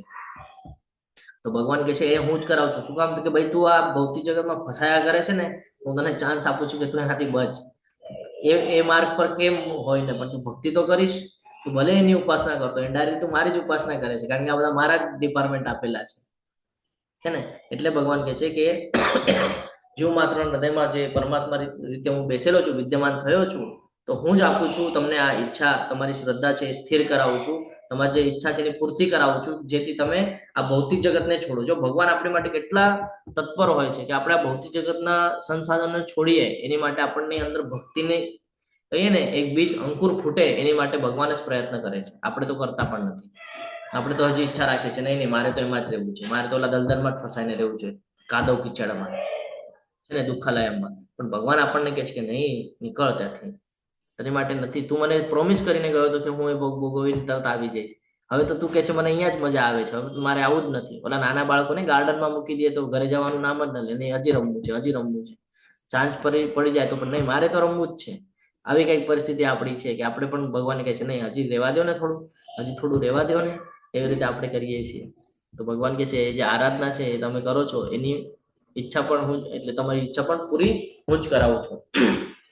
આવી શ્રદ્ધાથી યુક્ત થઈ અમુક દેવની કૃપા પ્રાપ્ત કરવાનો પ્રયત્ન કરે છે અને પોતાની ઈચ્છાની પૂર્તિ કરે છે. પરંતુ વાસ્તવિકતા એ છે કે આ બધા લાભ મારા થકી જ પ્રાપ્ત થાય છે. જો ભગવાન એ ખૂબ સરસ રીતે કહે છે કે જે કાંઈ પણ તમને પ્રાપ્ત થાય છે ને, તો તમને એવું લાગે કે દેવી દેવતાની ઉપાસના કરવાથી મળી ગયું, કે એ પણ મારા દ્વારા જ થઈ રહ્યું છે બધું, છે ને. અહીંયા જો યજ્ઞ ચક્રનું એક એક્ઝામ્પલ આપણને આપેલું છે કે સૂર્યદેવ છે, ચંદ્રદેવ છે, બરાબર, વરુણદેવ છે. અહીંયા એક એક્ઝામ્પલ આપેલું છે યજ્ઞ ચક્રનું, કે આપણે એમની ઉપાસના કરીએ છીએ અને પછી ભગવાનના અનુમતિથી એ લોકો આ બધું આપણને પ્રોવાઈડ કરે છે. પરંતુ અલ્પ બુદ્ધિવાળા મનુષ્યો જે દેવોની પૂજા કરે છે અને તેમને મળનારા ફળ સીમિત તથા અસ્થાયી હોય છે. એમને જે ફળ મળે છે એ લિમિટેડ હોય છે. ભગવાન બહુ બધું નથી આપી દેતા. તમે જ્યારે એમની પાસે કંઈક માગો તો તમને બધું નથી પ્રોવાઈડ કરતા. બધું કરશે તો કે ભાઈ આ દલદલમાં ફસાઈ જશે, એટલે લિમિટેડ આપે છે તમને થોડું. જેવી રીતે આ માયાદેવી તમને ત્રાસ આપે છે ને મોંમાં નાખવા માટે, એવું એટમોસ્ફિયર તૈયાર કરાવે છે. એવી રીતે ભગવાન થોડીક જ હેલ્પ કરે છે કે ભાઈ ક્ષણિક, કે ભાઈ દે, ચલ વાંધો નહીં, તારી ઉપાસના કરે છે ને તો દે ને થોડુંક ફળ દઈ દે, જેનાથી થોડો રાજી થાય કે એ માર્ગે કાવ ને પણ એ આવશે તો ખરો, ભક્તિમાં તો લાગશે, ભલે તારી ઉપાસના કરતો વાંધો નહીં. તો આવી રીતે ભગવાન ચાન્સ આપે છે. આપણે આ સમજી નથી શકતા. આપણને એમ લાગે છે કે ભાઈ આપણે કોઈ દેવી દેવતાની ઉપાસના કરીએ તો આપણો લાભ થઈ ગયો, ચલો હવે આની જ આપણે ઉપાસના કરીએ અને એમને જ આપણે ફોલો કરીએ. પણ જ્યારે શાસ્ત્રો વાંચે ને તો ખબર પડે કે ઘણા બધા લોકો શિવજીની ઉપાસના કરતા હોય છે, પણ શાસ્ત્રો વાંચે તો ખબર પડે, શાસ્ત્રમાં લખેલું છે, શિવજી પોતે કહે છે. હું તમને વારે વારે એટલા માટે યાદ અપાવું છું કે આપણને ક્લિયરન્સ આવે કે કોને ભજવું જોઈએ અને કોને નથી ભજવાનું. નથી ભજવાનું ઇન સેન્સ કે આપણે બધાની સ્ટેજ બનાવેલી છે ને કે મારી માટે તો આ જ ભગવાન ભાઈ, આપણે આ સ્ટેજ બનાવીને રાખી છે. પરંતુ સત્યતા આપણને જાણવી પડશે. જ્યારે આગળ આવશે ભગવદ્ ગીતાની અંદર કે આપણે જેની ઉપાસના કરશું ને એવા લોકને પ્રાપ્ત કરશું. એક નાનું એક્ઝામ્પલ આપીને આપણે આગળ વધીએ. ફોર એક્ઝામ્પલ એવું સમજી લો કે બધા શિવજીની ઉપાસના કરે છે, બરાબર, અને એને શિવલોક પ્રાપ્ત થયું, બરાબર, એટલે શિવજી જ્યાં હોય એ લોક પ્રાપ્ત થયું. હવે શિવજીની પાસે ડિપાર્ટમેન્ટ કયું છે ખબર છે તમને? શિવજી પાસે છે ઓલા નરક લોકનું ડિપાર્ટમેન્ટ, ડિસ્ટ્રોયનું ડિપાર્ટમેન્ટ. હવે તમે ત્યાં જઈને બેસશો તો તમને બધું શું દેખાશે? આજુબાજુમાં શું જોવા મળશે તમને? શિવજીના પાછળ કોણ હોય? બધા કોણ ફરતા હોય? એમની જે સેના છે એ કેવી હોય? ભૂત પ્રેતની હોય ને. શાસ્ત્રોમાં તો આ જ વર્ણન છે કે શિવજીની જે સેના છે ભૂત પ્રેતની છે, બરાબર, હા કે ના? હરે કૃષ્ણ. હા પ્રભુ. આપણે તો ત્યાં જશું તો આપણને તો બધા ભૂત પ્રેત જ જોવા મળશે. કોઈ દિવસે વિચાર કર્યો તો આવો? નહોતો કર્યો ને. આ તો એક એક્ઝામ્પલ યાદ આવ્યું એટલે તમને ક્લિયરન્સ માટે સમજાવ્યું ને. એટલે આપણને ખબર હોવી જોઈએ કે આપણે કેવી રીતે ઉપાસના કરવાની છે, કોની કરવાની છે, શા માટે કરવાની છે. આપણું ધ્યેય જ ક્લિયર નથી. જ્યારે આપણું ધ્યેય ક્લિયર થઈ જશે ને ત્યારે આપણને સમજાશે કે ઈશ્વર પરમ કૃષ્ણ સચ્ચિતાનંદ વિગ્રહ અનાદિર આદિર ગોવિંદમ સર્વ કારણ કારણ. ત્યારે આપણે ભગવાન કૃષ્ણના શરણે જશું. બોલો હર્ષા માતાજી, હરે કૃષ્ણ. પ્રભુજી એમને ફોટો જોઈને બીક લાગતી હોય, રહેવાની તો દૂરની વાત છે પ્રભુજી. કેમ કે એ જે એના બધું હોય એ આપણે જોઈને એમને ડરતા હોય, અને કદાચ એમાં રાતે સપનામાં આવે તો આપણે ડરી જતા હોય. એ જ ને, એમનું કંઠ છે એ આખું વિષ ધારણ કરેલો છે, ગળાની અંદર સાપ છે ને. જ્યારે તમે જુઓ તો ખબર પડે કેવું છે, અને તમે પછી ઈચ્છા રાખો કે નહીં હું તો શિવજીનો ભક્ત છું, શિવજીનો. અરે પણ તારી તૈયારી છે શિવજીના લોકમાં જઈને વાસ કરવાની? તું રહી શકીશ ત્યાં? વિચાર તો કરવો જોઈએ ને. આપણે નથી કરતા. બસ આપણા મનને ગમે એટલે આપણે કરવાનું છે, મન ગમે એ પ્રમાણે. તો એ જ ભગવાન અહીંયા સમજાવી રહ્યા છે કે અલ્પ બુદ્ધિ વાળા મનુષ્યો દેવોની પૂજા કરે છે અને તેમને મળનારા ફળ જે છે એ સીમિત હોય છે, લિમિટેડ હોય છે. એ કાયમ સ્વરૂપીના ફળ નથી. અને કેવું છે, અસ્થાયી છે, એ સ્થાયી નથી. જ્યારે આપણે કૃષ્ણની ઉપાસના કરીએ તો એ સ્થાયી છે. કેમ? કારણ કે એકવાર ગોલોક વૃંદાવનમાં ગયા ને, પાછો આવવાની જરૂર નથી. જન્મ મૃત્યુના ચક્કરમાં ડાયરેક્ટ સીધા ત્યાં જ આપણે કાયમ માટે બેસી જવાના છે. ત્યાંથી પાછો આવવાનું. જ્યારે અહીંયા શિવજીને એનું લોક છે, તો જ્યારે બ્રહ્માજી બધું કહીએ ને કે બીજું સર્જન કરશે ને ત્યારે શિવજીનું લોક પણ પાછું ઓલું થઈ જવાનું છે, ડિસ્ટ્રોય થઈ જશે, પાછું નવું બનાવશે. તો વિચાર કરજો શું થશે આપણું પણ. આપણને પણ પાછું ભોગવીને થઈ જશે ને શિવજીના લોકમાં. પાછું આવવું પડશે મૃત્યુ લોકમાં. અને જ્યારે મૃત્યુ લોકમાં આવશું તો પછી ત્યારની સિચ્યુએશન કેવી હશે વિચાર કર્યો છે કોઈ દિવસે? અત્યારે તો પ્રથમ પગથિયું ચાલી રહ્યું છે કલિયુગનું.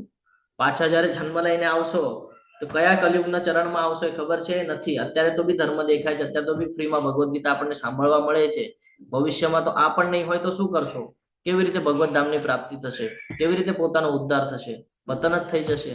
તો આ લાંબેનો વિચાર આપણે કરવો જોઈએ કે ભાઈ શું કરવા યોગ્ય છે અને શું કરવા યોગ્ય નથી. એટલે ભગવાન કહે છે કે તેમને મળનારા ફળ પણ સીમિત છે અને અસ્થાયી છે. દેવોને પૂજનારા લોકો દેવલોકમાં જાય છે, પરંતુ મારા ભક્તો મારા પરમ ધામને જ પામે છે. જ્યારે આપણે કૃષ્ણની ઉપાસના કરીએ છીએ તો ભગવાનના ધામમાં જઈએ છીએ. દેવી દેવતાની ઉપાસના કરીએ છીએ તો જે તે દેવી દેવતા છે એ લોકોને લોક આપવામાં આવેલા છે, એ લોકોના લોકમાં જાય છે. અહીંયા અલગ અલગ રીતે સમજાવેલું છે, પણ સમયના અભાવને કારણે આપણે આગળ વધીએ. મને પૂર્ણ રીતે નહીં જાણનારા બુદ્ધિહીન મનુષ્યો માને છે કે હું પૂર્ણ પુરુષોત્તમ પરમેશ્વર કૃષ્ણ પહેલા નિરાકાર હતો અને હવે મેં આ વ્યક્તિત્વને ધારણ કર્યું છે. તેમના અલ્પ જ્ઞાનને કારણે તેઓ મારી અવિનાશી અને સર્વોપરી પ્રકૃતિને જાણતા નથી. જે લોકો શાસ્ત્રો વાંચે એ લોકો એવી રીતે પ્રશ્ન કરતા હોય છે, અથવા તો જે નિર્વિશેષ બ્રહ્મની ઉપાસના કરતા હોય છે એ લોકો હંમેશા આવા તર્ક વિતર્ક કરતા આપણને જોવા મળે છે. શું કે છે કે ભાઈ પહેલા તો ભગવાન જે કૃષ્ણ છે એ નિરાકાર હતા. તો ભગવાન તો નિરાકાર છે. કેવા છે ભગવાન? હરે કૃષ્ણ, હરે કૃષ્ણ.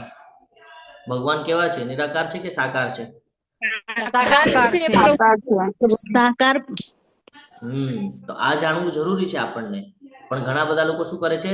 નિરાકાર બ્રહ્મની ઉપાસના કરે છે. જ્યારે કે એમના જ આચાર્યો દ્વારા આ ઉલ્લેખ કરવામાં આવે છે કે કૃષ્ણ ભગવાન છે, તે પછી પણ એને સમજી શકતા નથી. એટલે અહીંયા શું કીધું છે? મને પૂર્ણ રીતે નહીં જાણનારા બુદ્ધિહીન મનુષ્યો, કે જે પોતાના બુદ્ધિનો ઉપયોગ નથી કરતા. બુદ્ધિ શું કામ આપી છે આપણને? સારા નરસાનું જ્ઞાન પ્રાપ્ત કરી શકાય, યોગ્ય શું છે અયોગ્ય શું છે સમજી શકાય.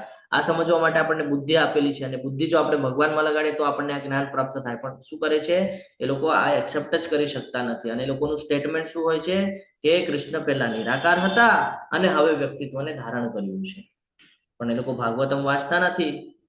ભાગવતમ વાંચે, બીજા પુરાણો છે, ઘણા બધા પુરાણો છે. એવું નથી કે ખાલી પદ્મ પુરાણની અંદર કે ભાગવતમની અંદર કે બ્રહ્મ સંહિતામાં અને ગરુડ પુરાણ એમાં જ આપેલું છે. બીજા શાસ્ત્રોમાં પણ આપેલું છે. આ સંદર્ભ એટલા માટે આપેલા છે કે આ કહીએ ને આપણે આસાનીથી આપણને મળી જાય. તમે ક્યાંય પણ ગોતવા જાઓ તો તમને તરત પદ્મ પુરાણ મળી જશે, તરત તમને વિષ્ણુ પુરાણ મળી જશે, ગરુડ પુરાણ મળી જશે. તો એટલા માટે બીજા શાસ્ત્રો છે લગભગ આપણને દેખાતા પણ નથી. તો એટલા માટે આ શાસ્ત્રોનો આપણે ઉલ્લેખ કરતા હોઈએ છીએ કે ભાઈ આ તરત આપણને અવેલેબલ થઈ જાય, તો તરત આપણે એને જાણી શકીએ. બરાબર? તો એ જ કહે છે કે જે બુદ્ધિહીન મનુષ્યો છે એ એમ માને છે કે ભાઈ પૂર્ણ પરમેશ્વર કૃષ્ણ પહેલા નિરાકાર હતા અને હવે આ વ્યક્તિત્વને ધારણ કર્યું છે. તો તેમના અલ્પ જ્ઞાનના કારણે તેઓ મારી અવિનાશી અને સર્વોપરી પ્રકૃતિને જાણતા નથી. એ લોકોને એમ થાય બ્રહ્મમાં લીન થઈ જાય, બ્રહ્મમાં લીન થઈ જાય. જ્યારે ભગવાન કહે છે કે આત્મા કોઈ દિવસે મરવાની જ નથી, આત્માનો વિનાશ જ નથી, તો લીન થવાની વાત જ ક્યાં આવી? લીન થઈ જાય એટલે એનું એન્ડ આવી ગયો ને. ભગવાનમાં જો લીન થઈ જવાની વાત કરે તો એનો એન્ડ આવી ગયો. પણ ભગવાન પોતે જ બીજા અધ્યાયની અંદર કહે છે કે એનો એન્ડ જ નથી, કારણ કે એનું સ્ટાર્ટિંગ જ નથી. તો એનો એન્ડ ક્યાંથી થશે? આત્માનો જન્મ જ નથી તો મૃત્યુ ક્યાંથી થશે? તો લીન થવાની વાત જ નથી. પણ આપણે સમજી શકતા નથી. આપણે પણ એ લોકોને ફોલો કરતા હોઈએ છીએ. આપણે કે ભાઈ હા બ્રહ્મમાં લીન થઈ ગયા. જયારે આ સરખી રીતે શાસ્ત્ર વાંચીએ તો આપણને ખબર પડે કે કેવા શું માંગે છે ભગવદ્ ગીતા આપણને, અને આ લોકો શું કહેવા માંગે છે. ત્યારે આપણે સમજી શકીએ કે સત્યતા શું છે. ત્યારે આપણે જાણી શકીએ છીએ. હું આશા રાખું છું કે તમને સમજાણું હશે. આપણે આગળ વધીએ. હું મૂર્ખ તથા અલ્પ બુદ્ધિ વાળા માણસો સમક્ષ કદી પોતાને પ્રગટ કરતો નથી. ભગવાન કહે છે ને મને નથી જરૂરત, મને કોઈની આસક્તિ પણ નથી ને કોઈની આશા પણ નથી, મને જરૂરત પણ નથી. તમે ઈચ્છા વ્યક્ત કરી છે, તમે તમારા ઈચ્છા પ્રમાણે નીચેના લોકમાં ગયા છો. હવે તમે જ ઈચ્છા કરો, હું ખાલી તમને રસ્તો બતાડીશ. ભગવાન અર્જુનજીને પણ કહે છે ઉઠ અને યુદ્ધ કર. ભગવાન એમ કહે છે ચલ હું લડું છું. હવે ભગવાન ચાહે તો લડી શકતા હતા. ભગવાન 1 સેકન્ડમાં પૂરું કરી શકતા. ભગવાન શું કહે છે? મારું કામ નથી આ, તું આવ્યો છે ને તારું કામ છે. તે જન્મ લીધો ને ક્ષત્રિયમાં, ધર્મ નિભાવ. તું નથી નિભાવતો એટલે હું તારી સામે ઉભો છું કે તું કેમ નથી નિભાવતો. તને સારા નરસાનું જ્ઞાન આપી રહ્યો છું કે અહીંયા તારું કર્તવ્ય કરવાનું, તું ભૂલી રહ્યો છે તારું કર્તવ્ય. સેમ આપણી માટે છે. આપણને પણ આવી રીતે કોઈને કોઈ માર્ગથી આપણને જ્ઞાન મળી રહ્યું છે કે આપણે આપણું કર્તવ્ય ભૂલી રહ્યા છે. તો આપણને આ જ્ઞાન મળી રહ્યું છે કે આપણે આપણું કર્તવ્ય કરવું જોઈએ. નહીં કરશું તો શું થશે એનું જ્ઞાન આપણને આપી રહ્યા છે. જેમ અર્જુનજી યુદ્ધ કરવાની ના પાડે છે તો જ્ઞાન આપી રહ્યા છે ને, એ રીતે આપણને આ જ્ઞાન મળી રહ્યું છે કે ભાઈ આપણે જો આ શાસ્ત્રોને ફોલો નહીં કરીએ, જો ભગવાનને આપણે શરણમાં નહીં જઈએ તો શું થશે. તો એ અહીંયા સમજાવે છે. હું મૂર્ખ તથા અલ્પ બુદ્ધિ વાળા મનુષ્ય સમક્ષ કદી પોતાને પ્રગટ કરતો નથી. તેમને માટે હું મારી અંતરંગ શક્તિ દ્વારા આવૃત્ત રહું છું, અને તેથી તેઓ જાણતા નથી કે હું અજન્મ તથા અવિનાશી છું. ભગવાન એ સ્વરૂપના દર્શન કોઈને નથી કરાવતા. અર્જુનને થયા, કારણ કે અર્જુન શુદ્ધ ભક્ત અને મિત્ર હતા. એટલે ચતુર્ભુજ સ્વરૂપના પણ દર્શન થયા, વિરાટ સ્વરૂપના પણ દર્શન થયા, દ્વિભુજ સ્વરૂપના પણ દર્શન થયા, અને શ્યામ સુંદર મુરલી મનોહર વાળું જે સ્વરૂપ છે એના પણ દર્શન થયા. શું કામ? અનન્ય ભક્તિ, ઈચ્છા. ભગવાન કહે છે ને તું જે પ્રમાણે ઈચ્છા કરે છે તારા ઈચ્છાની પૂર્તિ હું કરું છું અને તારું રક્ષણ કરું છું. ભગવાન આનાથી પહેલા કીધું છે આપણને. આપણે લેવલ 1 ની અંદર આ બધું જ્ઞાન અર્જિત કરેલું છે. તે પછી પણ આપણે ભૂલી જઈએ છીએ. ભગવાને તો આપણને 2.40 માં પણ કીધું સ્વલ્પમ અપ્યસ્ય ધર્મસ્ય ત્રાયતે મહતો ભયાત. મોટાથી મોટા ભયમાંથી હું તારું રક્ષણ કરીશ જો તું સ્વલ્પમ અપ્યસ્ય થોડુંક પણ ધર્મ માટે કામ કરીશ. ધર્મ શું છે આપણો? આપણે ધર્મ જ નથી. આપણે ધર્મ એટલે આપણને શું લાગે? ભાઈ હિન્દુ. અરે હિન્દુ ધર્મને નથી પકડીને ચાલો ને. ધર્મ એટલે આપણું કર્તવ્ય કર્મની વાત કરી રહ્યા છે કે આપણે અહીંયા ભૂલથી આવી ગયા છે તો આપણે આપણું જે જીવન છે એ જીવન આપણે ક્યાંક ને ક્યાંક ભક્તિમાં લગાડવાનું. આ આપણો ધર્મ છે. અહીંયા તો હિન્દુ મુસ્લિમ કરવામાં આવે છે. જ્યારે આપણે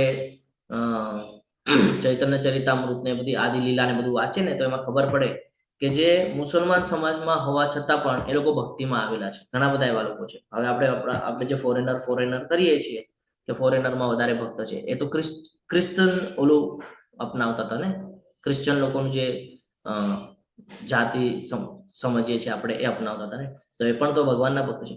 ભગવદ્ ગીતા તમામ જીવ માટે છે. અહીંયા કોઈ ઉચ્ચ નીચ નથી, કોઈ જાતિ ભેદભાવ નથી. એટલે તો ભગવાને કીધું ને, ચાતુર્વર્ણ્યમયા સૃષ્ટમ ગુણકર્મ વિભાગ હશે. ભાઈ મેં કાંઈ તમને કઈ બ્રાહ્મણ, ક્ષત્રિય, વૈશ્ય, શૂદ્ર એવી રીતે કઈ જીવન જીવવા નહોતું કીધું. એનું ઇમ્પોર્ટન્સ શું છે ને એ સમજીને જીવન જીવવા કીધેલું હતું. તો તમે એને જ તમારું જીવન બનાવી લીધું. ભાઈ બ્રાહ્મણનો પુત્ર બ્રાહ્મણ, પછી ભલે ખોટા કામ કરતો તો એ બ્રાહ્મણ. તો આ સમજવું જરૂરી છે. તો ભગવાન એ કહે છે કે હું જે છું ને એ તમે પ્રયત્ન નથી કરતા ને એટલે તમે સમજી નથી શકતા, પણ મને સમજવું હોય તો હું એકદમ સુલભ છું. કેવી રીતે? ભક્તિ માર્ગ પર આવ તને બતાડું હું છું એમ. એટલે તમે જોશો કે જે ભક્તિ માર્ગ ઉપર હશે ને, જે ભગવાનને ભજતા હશે, જે ભગવાનની કહે ને કે ક્લોઝ જવાનો પ્રયત્ન કરતા હશે, કન્ટિન્યુઅસ ભગવાનના શરણમાં રહેવાનો પ્રયત્ન, કન્ટિન્યુઅસ ભગવાનને યાદ કરે, ભગવાન સાથે વાત કરવાનો તમે એ લોકોની સાથે જો બેસશો ને તો તમને એ લોકો એવી એવી વાતો કરશે ને કે જે તમને એવું લાગશે કે શું આ ફેંકી રહ્યો છે, શું વાત કરી રહ્યો છે, આવું કઈ થતું હશે એવું લાગે, પણ વાસ્તવિકમાં એવું થયું છે. ક્યારેક ક્યારેક તો હું પણ તમારી સાથે મારી અમુક ચર્ચાઓ કરતો કે મારી સાથે આવું થયું તો તમને પણ ક્યારેક એવું થશે આ પ્રભુજી શું એવું કે છે, આવું કઈ થતું હશે. એટલે હું તમને આઈ વિટનેસ પણ તરત શું કામ જણાવું છું કે તમે એને પૂછી લેજો, તો એટલે તમને ક્લિયરન્સ આવે કે નહીં જે પ્રભુજીએ કીધું એ સાચું છે. એટલા માટે હું તમને આઈ વિટનેસ આપતો કે મારી સાથે આ જ્યારે ઘટના થઈ ત્યારે મારી સાથે કોણ હતું તમે એને પૂછી શકો છો. તો જ્યારે આપણે ભગવાનને જાણવાનો પ્રયત્ન કરશું ને તો થશે, પણ જાણવાની પહેલા માનવું પડશે આપણને કે ભગવાન છે, અને એ જ પૂર્ણ પુરુષોત્તમ પરમેશ્વર છે. જ્યારે માનશું તો ભગવાન આપણને બતાડશે કે હા તું મને માને છે ને તો હું પણ હવે તને માનું છું, છે ને. યે યથા મામ પ્રપદ્યન્તે, તું જેવી રીતે મને માનીશ એવી રીતે હું તને ફળ આપીશ. તું મને મિત્ર કહીશ તો હું તારો મિત્ર છું, તું મને પિતા કહીશ તો હું તારો પિતા છું, તું માતા કહીશ તો હું માતા છું. ભગવાન અહીંયા કહી જ દે છે ને બધું, કે તને જે ઈચ્છા છે બધું બતાડી દઈશું. વિરાટ સ્વરૂપની અંદર પણ બધું બતાડે છે. અને અહીંયા કહે છે ને કે બીજા આપનાર પિતા કોણ છું, તો કે હું છું. તમારું રક્ષણ કરું છું તો માતા છું, કે છે ને. જીવન જીવાડે છે આપણને, તો કે ભાઈ પોષણ કરતા પાલન કરતા પણ છું. બસ આપણે માનતા નથી, આપણો ફોલ્ટ છે. અને આપણે કહીએ ને આપણી સમજ, આપણી બુદ્ધિ એટલી ભ્રષ્ટ થઈ ગઈ છે કે આપણે એને એક્સેપ્ટ નથી કરતા. આગળ વધીએ. હે અર્જુન, પૂર્ણ પુરુષોત્તમ પરમેશ્વર તરીકે હું જે કઈ ભૂતકાળમાં થયેલું છે, જે કઈ વર્તમાનમાં થઈ રહ્યું છે અને જે ભવિષ્યમાં થવાનું છે એ બધું જ જાણું છું. બીજો અધ્યાય યાદ આવ્યો? હરે કૃષ્ણ. જો ભગવાન છે ને સમય સમય આપણને યાદ અપાવે છે, બધા એકબીજા અધ્યાય એકબીજાની સાથે શ્લોક મેચ કરાવીને. શું કામ? કે આપણે ભૂલી જઈએ છીએ કે ભાઈ ભગવાને આપણને કીધેલું કે ભૂત ભવિષ્ય વર્તમાન મને બધું ખબર છે, તને કાંઈ ખબર નથી. તો ભગવાને આ ફરીથી યાદ અપાવે છે કે હે અર્જુન, પૂર્ણ પુરુષોત્તમ પરમેશ્વર તરીકે હું જે કાંઈ પણ ભૂતકાળમાં થયેલું છે ને, જે કાંઈ અત્યારે વર્તમાનમાં ચાલી રહ્યું છે અને જે થવાનું છે ને, આ બધું હું જાણું છું, મને ખબર છે. હું સર્વ જીવોને જાણું છું, પરંતુ મને કોઈ જાણતું નથી, કારણ કે આપણે પ્રયત્ન જ નથી કરતા. અને બીજી વાત એટલે કેમ નથી જાણતા આપણે?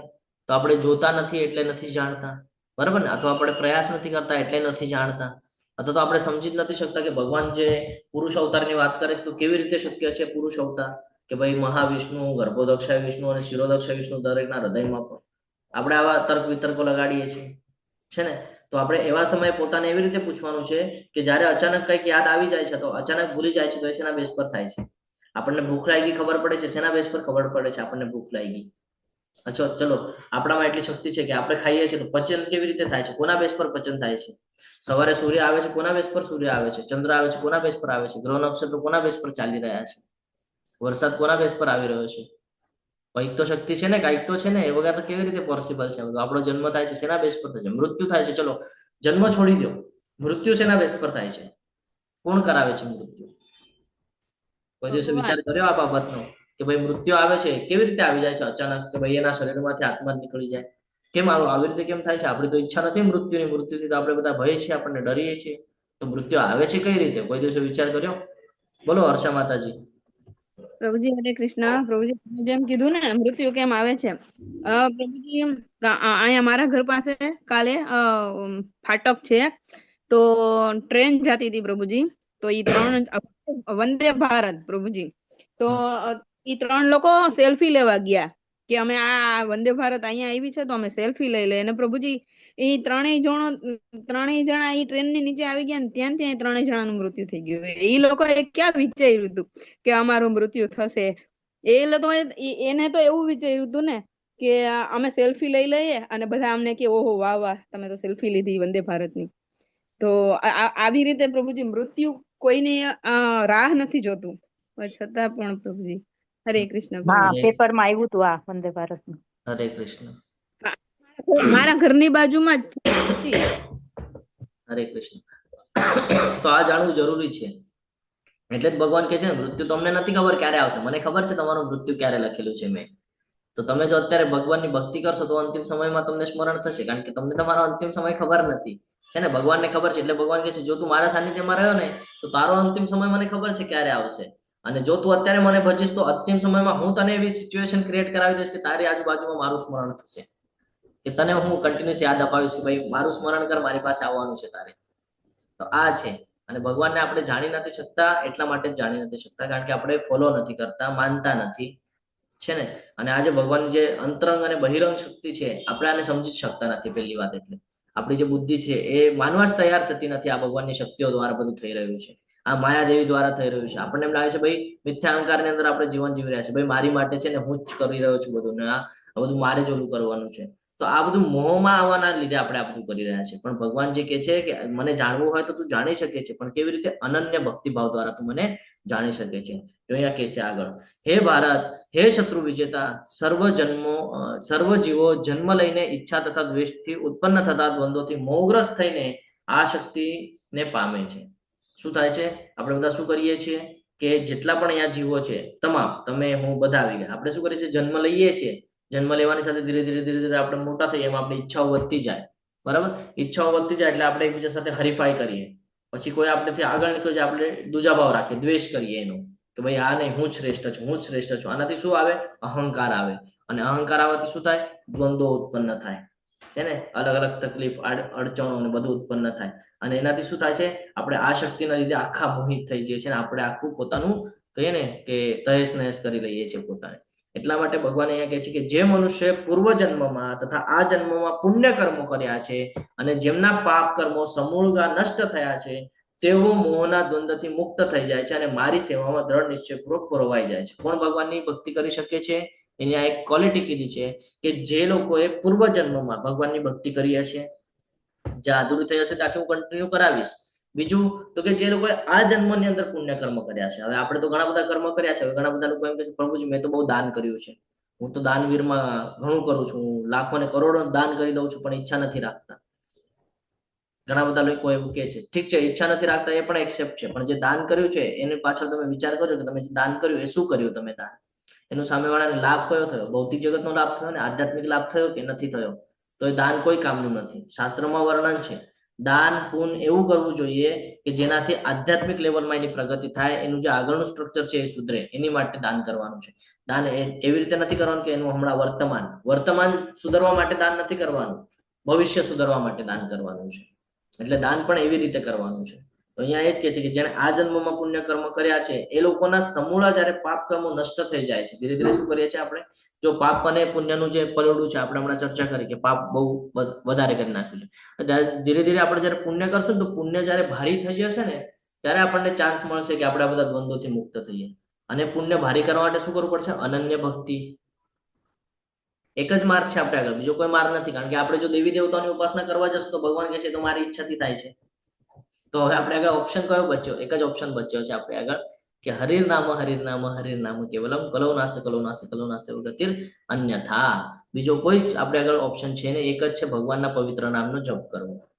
અને જ્યારે આપણને આ સમજાઈ જાય છે તો આપણે આ મોહમાંથી છૂટી જઈએ છીએ અને બધા જે દ્વંદ્વો છે, જે બધા દ્વિજા ભાવ, દ્વંદ, આ બધું બધાથી આપણે નીકળીએ છીએ અને પોતાને બચાવીએ છીએ. કેવી રીતે? તો કે ભગવાનના એમાં પોતાને દ્રઢ નિશ્ચયપૂર્વક સેવામાં લગાડી દઈએ છીએ. જો અહીંયા ઘણા બધા ભક્તો આપણને દેખાય છે ને, તો તમે વિચાર કરો ફોરેનના લોકો જે વ્યાભિચાર કરતા એ લોકોનું જીવન જ એવી રીતે હોય. ઘણા બધા લોકો, મારા ફ્રેન્ડ લોકો છે ઇન્ડિયાની બહાર, હું એ લોકો સાથે કોઈક વાર વિડીયો કોલ ઉપર ચર્ચા કરતો, એ લોકોનું જીવન એવું છે કે એ લોકો આલ્કોહોલ લેતા હોય, બરાબર? હવે આલ્કોહોલ લઈએ તો એ માઇન્ડ ઉપર અસર કરે. તમે કેવી રીતે ભક્તિ કરવાના? કેવી રીતે તમે ભગવાનને સમજવાના? જ્યારે તમારી મન બુદ્ધિ જ ભૌતિક જગતના સંસાધનોમાં વ્યસ્ત છે, તમે કેવી રીતે ભગવાનને સમજવાના? પણ અહીંયા ઘણા બધા આપણને ડિવોટી જોવા મળે છે કે જેમણે આ બધું છોડી દીધું છે અને પૂર્ણપણે ભક્તિમય સેવા કરે છે, બરાબર? એક ઉદાહરણ તરીકે લઈએ તો માયાપુરનું જે ટેમ્પલ નિર્માણ થયું, હિઝ હોલીનેસ જયપતાકા ગુરુ મહારાજ એમના દ્વારા તેનું ટેમ્પલનું નિર્માણ થયું છે.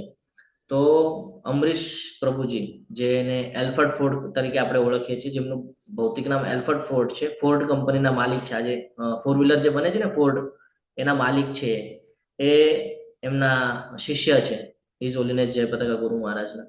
અને એમણે જે કાંઈ પણ એમનું જે મૂડી છે, જે કાંઈ પણ ઇન્કમ કરી રહ્યા છે, તો એને શુદ્ધ કરી દીધું. કેવી રીતે શુદ્ધ કરી દીધું? કે ભાઈ હું આ કોઈ બીજી જગ્યાએ આપીશ ને તો એ ભૌતિક જગતનો સંસાધન થશે, પણ આ આધ્યાત્મિકમાં લગાડી. તો દાનનું આ મહત્વ છે કે તમારે આગળ છે, ભગવાને આપેલું છે, સારી વાત છે, પણ તમે એને યુઝ ક્યાં કરી રહ્યા છો? તો હવે જ્યારે ભગવાનના કર્મમાં લાગ્યું તો એ અકર્મ થઈ ગયું, દિવ્ય કર્મ થઈ ગયું, તો એના પુણ્ય મળશે. અને જ્યારે આપણે કોઈને હેલ્પ કરશું તો એ પુણ્ય કર્મમાં ગણાશે કે હેલ્પ કરી, પણ કેવું પુણ્ય? તો કે ભૌતિકીય પુણ્ય, ભૌતિક જગતનું પુણ્ય, લાભ માટેનું પુણ્ય. સમજી રહ્યા છો? ભૌતિક જગતના લાભ માટેનું કરેલું છે, તો એ તમને ત્યાંનું ત્યાં જ ભોગવવું પડશે. જ્યારે કે અહીંયા દિવ્ય કર્મ કરેલું છે તો એ તમને ગોલોક વૃંદાવન સુધી કામ આવશે. એટલે ડિપેન્ડ કરે છે કે તમે કેવી રીતે કરો છો, છે ને? એટલે હંમેશા ભગવાનની ભક્તિ કરશું તો આ બધું જ્ઞાન આપણને મળતું રહેશે. જે બુદ્ધિશાળી મનુષ્યો જરા તથા મરણમાંથી મુક્ત થવા માટે પ્રયત્નશીલ રહે છે, તેઓ મારી ભક્તિનો આશ્રય ગ્રહણ કરે છે. તેઓ વસ્તુત બ્રહ્મ છે, કારણ કે તેઓ દિવ્ય કર્મો વિશે પૂર્ણપણે જાણે છે. જો હમણાં જ આપણે ચર્ચા કરતા હતા, આ ભગવાનની લીલા છે. તરત બીજો શ્લોક એવી રીતે આવી ગયો. હવે આ કાંઈ મને ખબર નહોતી કે ભાઈ આના પછી આ શ્લોક આવવાનો છે. આ તો હું મારા ફ્લોમાં તમારી સાથે ચર્ચા કરી રહ્યો છું.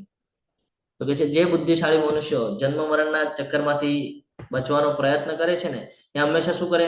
ભક્તિ નો આશ્રય લે કે ભાઈ ભક્તિ કરીશ ને તો કોઈ ખરાબ કર્મ નહીં થાય. મારી મન બુદ્ધિને હું અહીંયા ભગવાનમાં સ્થિર રાખીશ તો ભૌતિક જગતની આસક્તિઓ મને પ્રવૃત્ત નહીં થાય, મને ખેંચશે નહીં પોતા તરફ.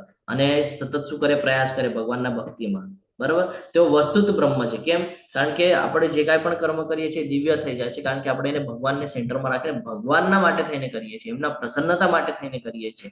એટલે આપણે એમાંથી બચી જઈએ છીએ, ભૌતિક જગતના કર્મોમાંથી. બરાબર? કારણ કે તેઓ દિવ્ય કર્મો વિશે સંપૂર્ણપણે જાણે છે. એને ખબર છે કે હું શું કરીશ તો મને શું લાભ મળશે. હું જો કોઈને હેલ્પ કરીશ તો પુણ્ય કર્મ તો ગણાશે, પણ એ ભૌતિક જગતનું ગણાશે. મને એનો ટેમ્પરરી ફાયદો મળશે, કોઈ લોંગ ટર્મનો ફાયદો નથી. પણ એની જગ્યાએ જો એ જ વસ્તુ હું જો ભગવાન માટે કરીશ ને તો મને એનો મોટો ફાયદો છે, દૂરદૃષ્ટિનો ફાયદો છે મને. જે મનુષ્ય મને એટલે કે પરમેશ્વરને મારી પૂર્ણ ચેતનામાં રહી મને જગતનો, દેવોનો તથા યજ્ઞની સર્વ પદ્ધતિઓનો નિયામક જાણે છે, તેઓ પોતાના મૃત્યુ સમય પણ મને ભગવાન તરીકે જાણી. એના પછીનું શું છે? મને વાંચતા નથી આવી રહ્યું, મારા એમાં દેખાઈ નથી રહ્યું. મને ભગવાન તરીકે જાણી મારા ધામને પ્રાપ્ત કરે છે, એવું કંઈક છે.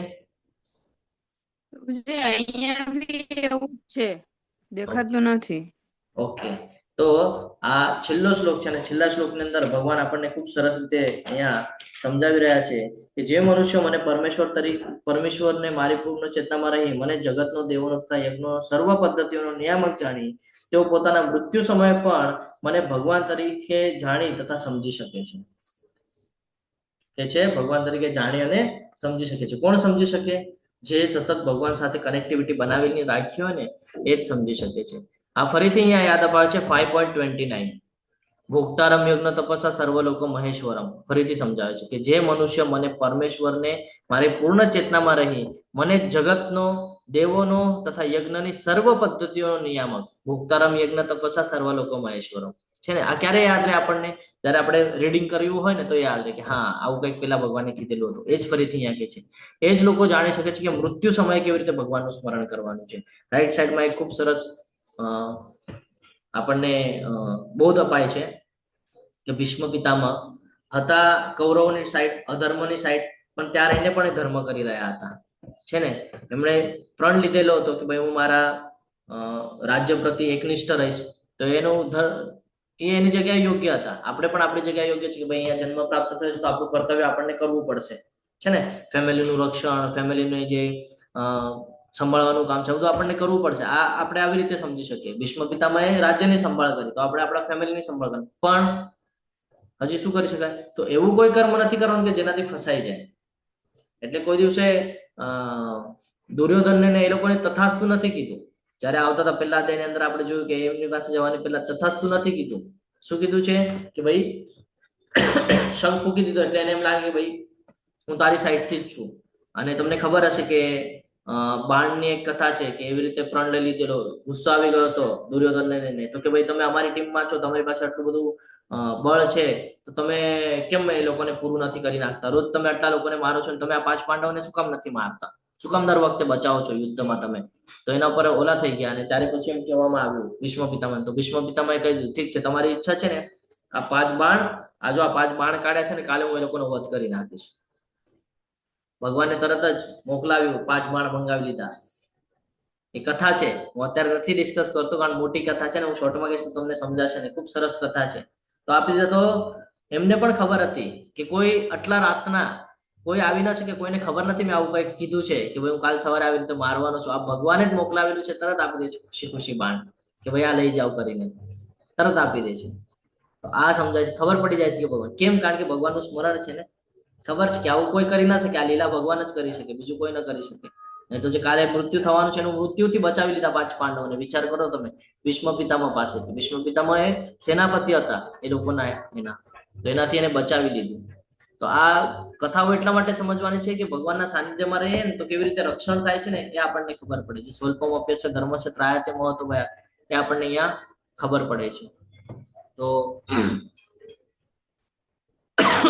આ જાણવું વધારે જરૂરી છે કે આપણે કેવી રીતે પોતાને કહીએ ને કે આ જન્મ મૃત્યુના ચક્કરમાંથી કેવી રીતે બચાવી શકીએ એ માટેની જે અલગ અલગ તબક્કાઓ છે, તબક્કાઓને કેવી રીતે આપણે પાર કરી શકીએ, કેવી રીતે આપણે ભગવાનના શરણમાં જઈ શકીએ, કેવી રીતે આપણે નવદા ભક્તિ કરી શકીએ અને ભગવાનની ભક્તિ કરી આપણે આ જીવનને સુધારી શકીએ, એ માટે આપણે સતત પ્રયત્નશીલ રહેવું જોઈએ.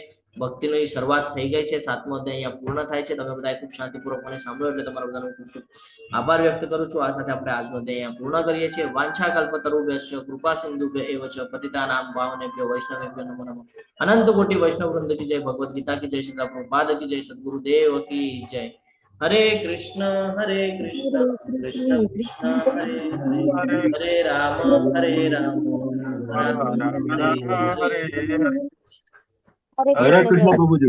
કૃષ્ણ. હરે કૃષ્ણ પ્રભુજી. હરે કૃષ્ણ પ્રભુજી, દંડવત પ્રણામ.